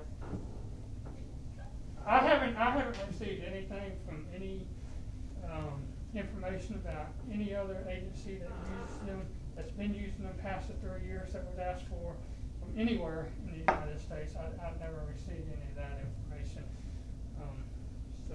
So. I think since our last meeting, I think we had one conversation with Enterprise, and they were just pricing the new vehicle stuff. But as far as, they said that there was recommendations that we have agencies across, you know, that's been on this program for more than 3 years. I haven't received anything, have you? We received the one email, I think, of 2 contacts, that we were able, I just received it not too far. But the only person I've really spoken with would be, Waller County Auditor, and they really can attest as to, they haven't finished the program to where they can, if they were able to. They haven't finished the 3rd year yet. Yeah, yes, sir. So although I hear you saying maintenance has been kinda high this year, you're good with purchasing 3 vehicles versus? Yeah, if that's what the court decides, yes. Also give us an opportunity to touch back with Waller County to see if, they were able to sell them for what the. So you're saying if we delay or don't do it this year, we have more of an opportunity to research it a little bit more, before we enter into a contract we're not certain of?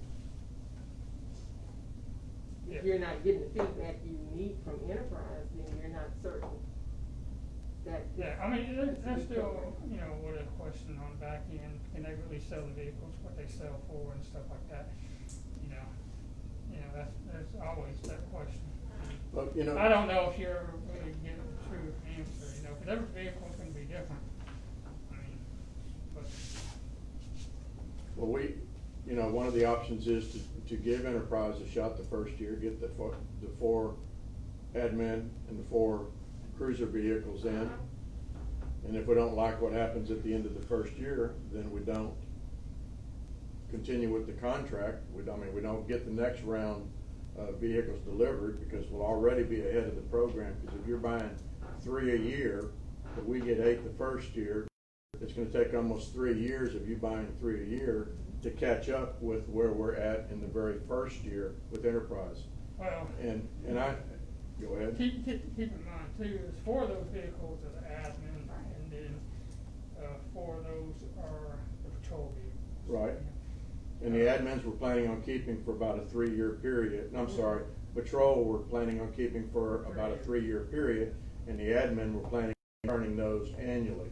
Because according to what Enterprise has told us, that we ought to generate equity in that vehicle from our purchase to what they sell for, we ought to get money back. And we won't know for 3 years Right, for the patrol. as far as the patrol. The admin is not gonna have as much wear and tear Exactly. as the patrol vehicle, so it would take 3 years. So even if you entered into it, are you saying delay it? Any more purchases for 3 years from Enterprise? Because it would take 3 years to know what's gonna happen. Well, the only thing I'm saying about the 3 years is that if we buy 3 vehicles a year, at the end of 3 years, we bought 9 vehicles. And at the end of that 3 years, 3 of those vehicles are now 3 years old, 3 of them are 2 years old, and 1 of them are 1 year old. If we went with Enterprise today, we're gonna get 8 vehicles, 4 of which we'll keep for 3 years, 4 of which we turn in 1 year. And I see us replacing our fleet more quickly with the Enterprise system than with the purchase system. And yeah, I'm not 100% sure that the Enterprise program is the best way to go, but I do believe that getting 8 new vehicles on the road today with current safety features and things of that sort, and getting rid of our 8 oldest vehicles, it just sounds like a good thing to me. I have the same concerns that you have. I have the same concerns that Commissioner Cox has, but I'm also thinking this is the right time to move forward on this. So just in response to that, it's not exactly the same because every year they're purchasing 3 patrol vehicles. Right. At the end of 3 years, you're only gonna have 3 patrol or 4 patrol vehicles. Whereas at the end of 3 years, purchasing those outright, they would have 9 patrol vehicles. So they're still gonna have a need to, after this year, to purchase more patrol vehicles. Like that need will still be there. So even though you're receiving 8 vehicles, 4 of those are admin, and that's really not the area that they are in need of. I mean, they are, but patrol is more of a need. Is that not true, Todd? Is your patrol? Yeah, the admin vehicles obviously are a lot less miles, and we run them for a longer time. Yeah, less maintenance, they're not ridden as hard. You know, yeah, so maintenance is not as bad on them. So if we buy 3 interceptors or patrol vehicles, we own those vehicles. In light of, it takes 3 years to see what Enterprise is gonna do. So are you saying we're gonna have a hybrid going on where we're gonna be purchasing at the same time that we wait to see what Enterprise is gonna do? Because you said you're not gonna move forward with Enterprise until you find out what Enterprise is going to do. So it would take 3 years to know how that factors out. So in the meantime, are we still moving forward with purchasing vehicles and leasing vehicles? I see us doing one or the other. Right. I think we have the money to do both. I agree. I mean, I'm still of the opinion that we purchase vehicles at least this year. We have no frame of reference that I'm aware of that has been to the fruition of this whole scheme. And while it sounds intriguing to get 8 instead of 3, at the end of that deal,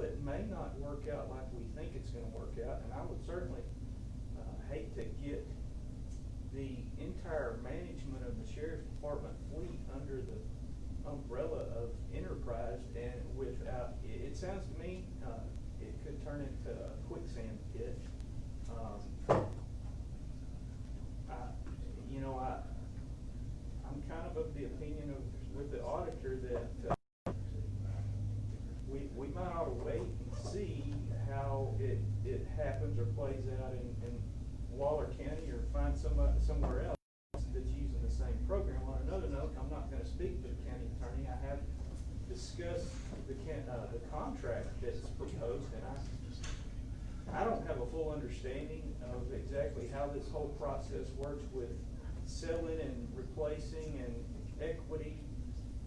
And who owns the vehicles? And the county attorney, I think, has some questions about that as well. I just don't have a good feeling about it, not to say that it's a bad thing.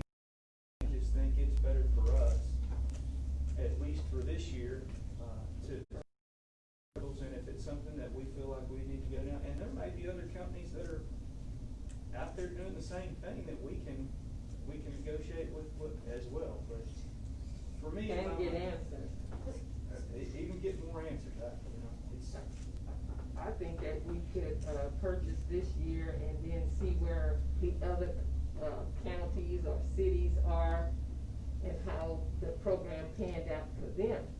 But to get down the road and do 8 vehicles this year, and I don't know what the exact number is, do another 8 next year, and then turn around and have to buy all these vehicles, you know, to replace that, this lease didn't work out great, so now we've gotta replace these vehicles. Then we're out of additional money, you know, replacing vehicles. So I think that we could learn from somebody else, at least until the next budget cycle, and see how they panned out with Enterprise or whatever lease program they're with. I'm not gonna call you out, but I guess I am.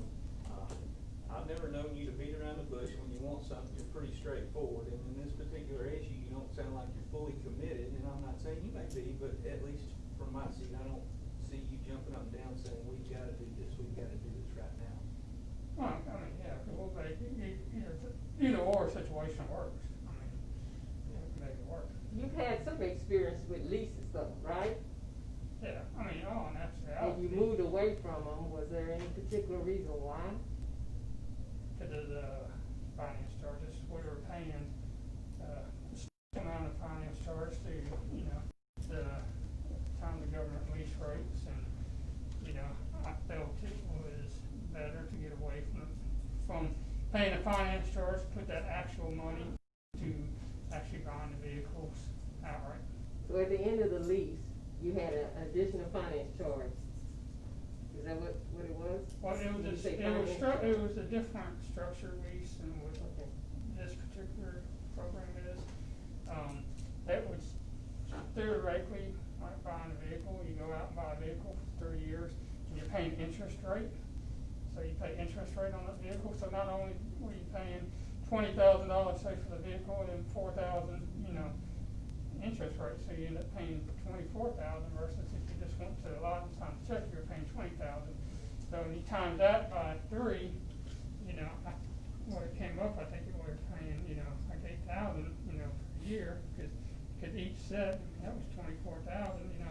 So I was set with a whole new car, instead of paying finance charges, we could buy a whole new car, keeping everything in house. It's Well, just essentially, that's what I guess Enterprises is talking about on the back end, a higher resale value. Yeah, Which that's would how negate the they're. difference in that, They're lease claiming, amount. yeah. That's not what.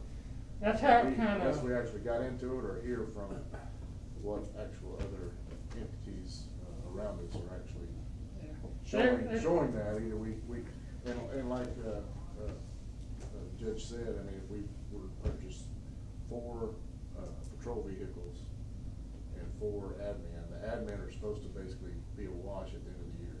Now, the 4 patrols, if we were to buy, you know, I guess at least 4 more, and then 4 more, we could essentially have 12 at the end of that 3 year. Or we could reduce the number in different years as well, if we wanted to kind of see and get a general feel of what it would be. If we wanted to just extend that to 9 vehicles, which we would get in a 3-year period, I mean, essentially, potentially, we would pay an additional, like you said, that finance charge, which would be the lease charge, which would be, didn't you estimate about $3,000 or $4,000 a vehicle?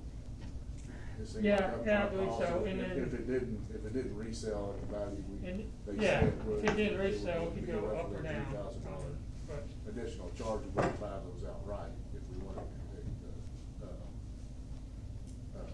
in the contract with Enterprise. Correct. It could cost us roughly $3,000 a vehicle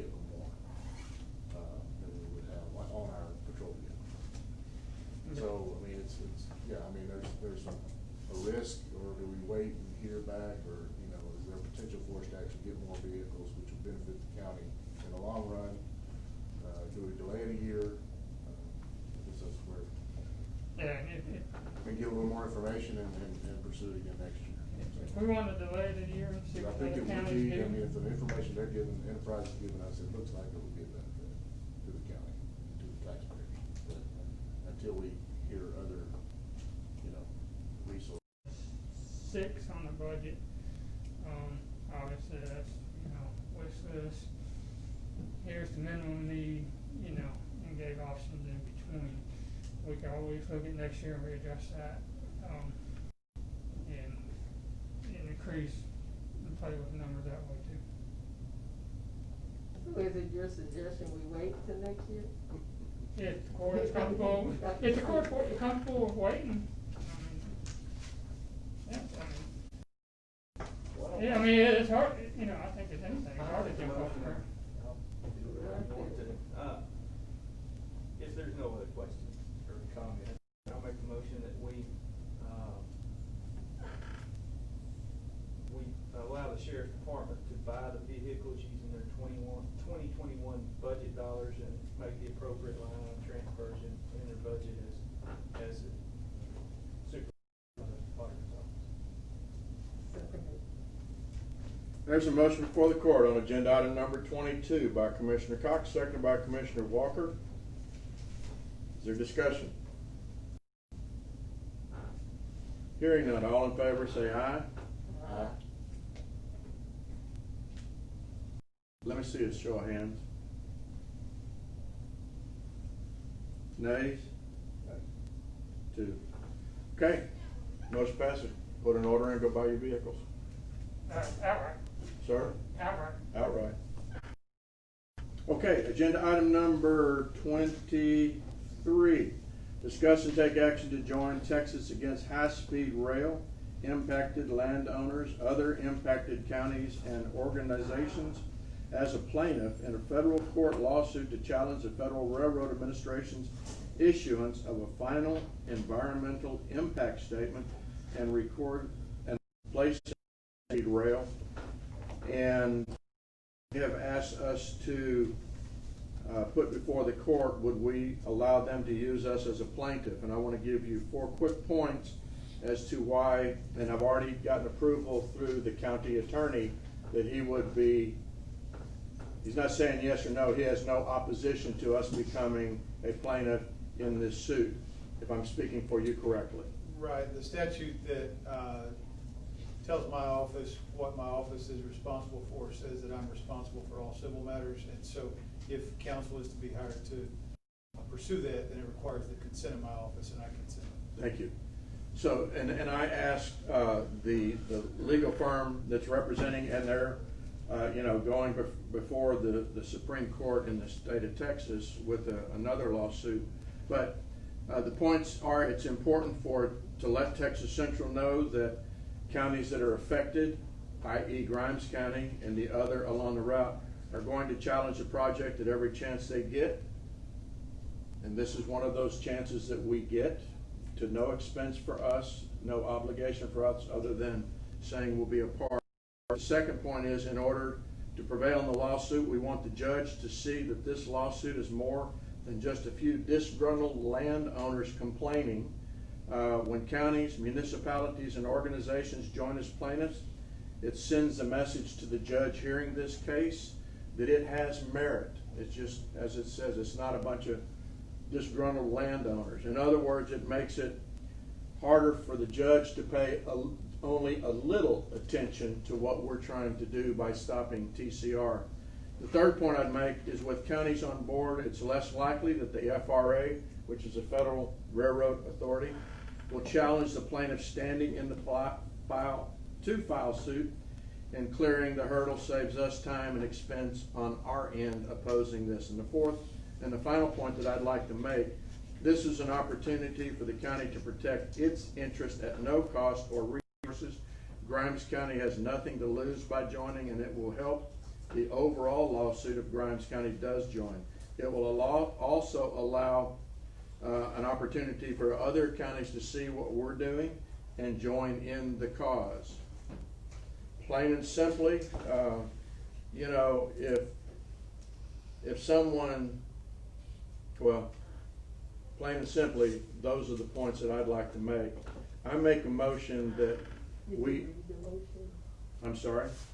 I said, Okay. because you The- asked the question, I never did hear why, what the lawsuit is challenging or whatever. Well, the lawsuit is challenging TCR's right to go forward with the project, okay? They have been federal authority to file their application and to file for the permits, but as TCR continues to say, they've been given permission to do the project. That is completely false.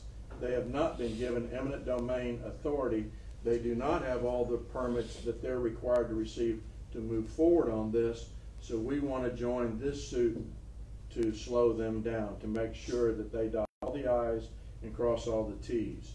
So the motion is for Grimes County to join with Texans Against High-Speed Rail, the impacted landowners, impacted counties and organizations and plaintiff in the federal lawsuit to challenge the FRA's issuance of a final environmental impact statement and recorded decision of Texas Central's proposed high-speed rail I second the project. motion.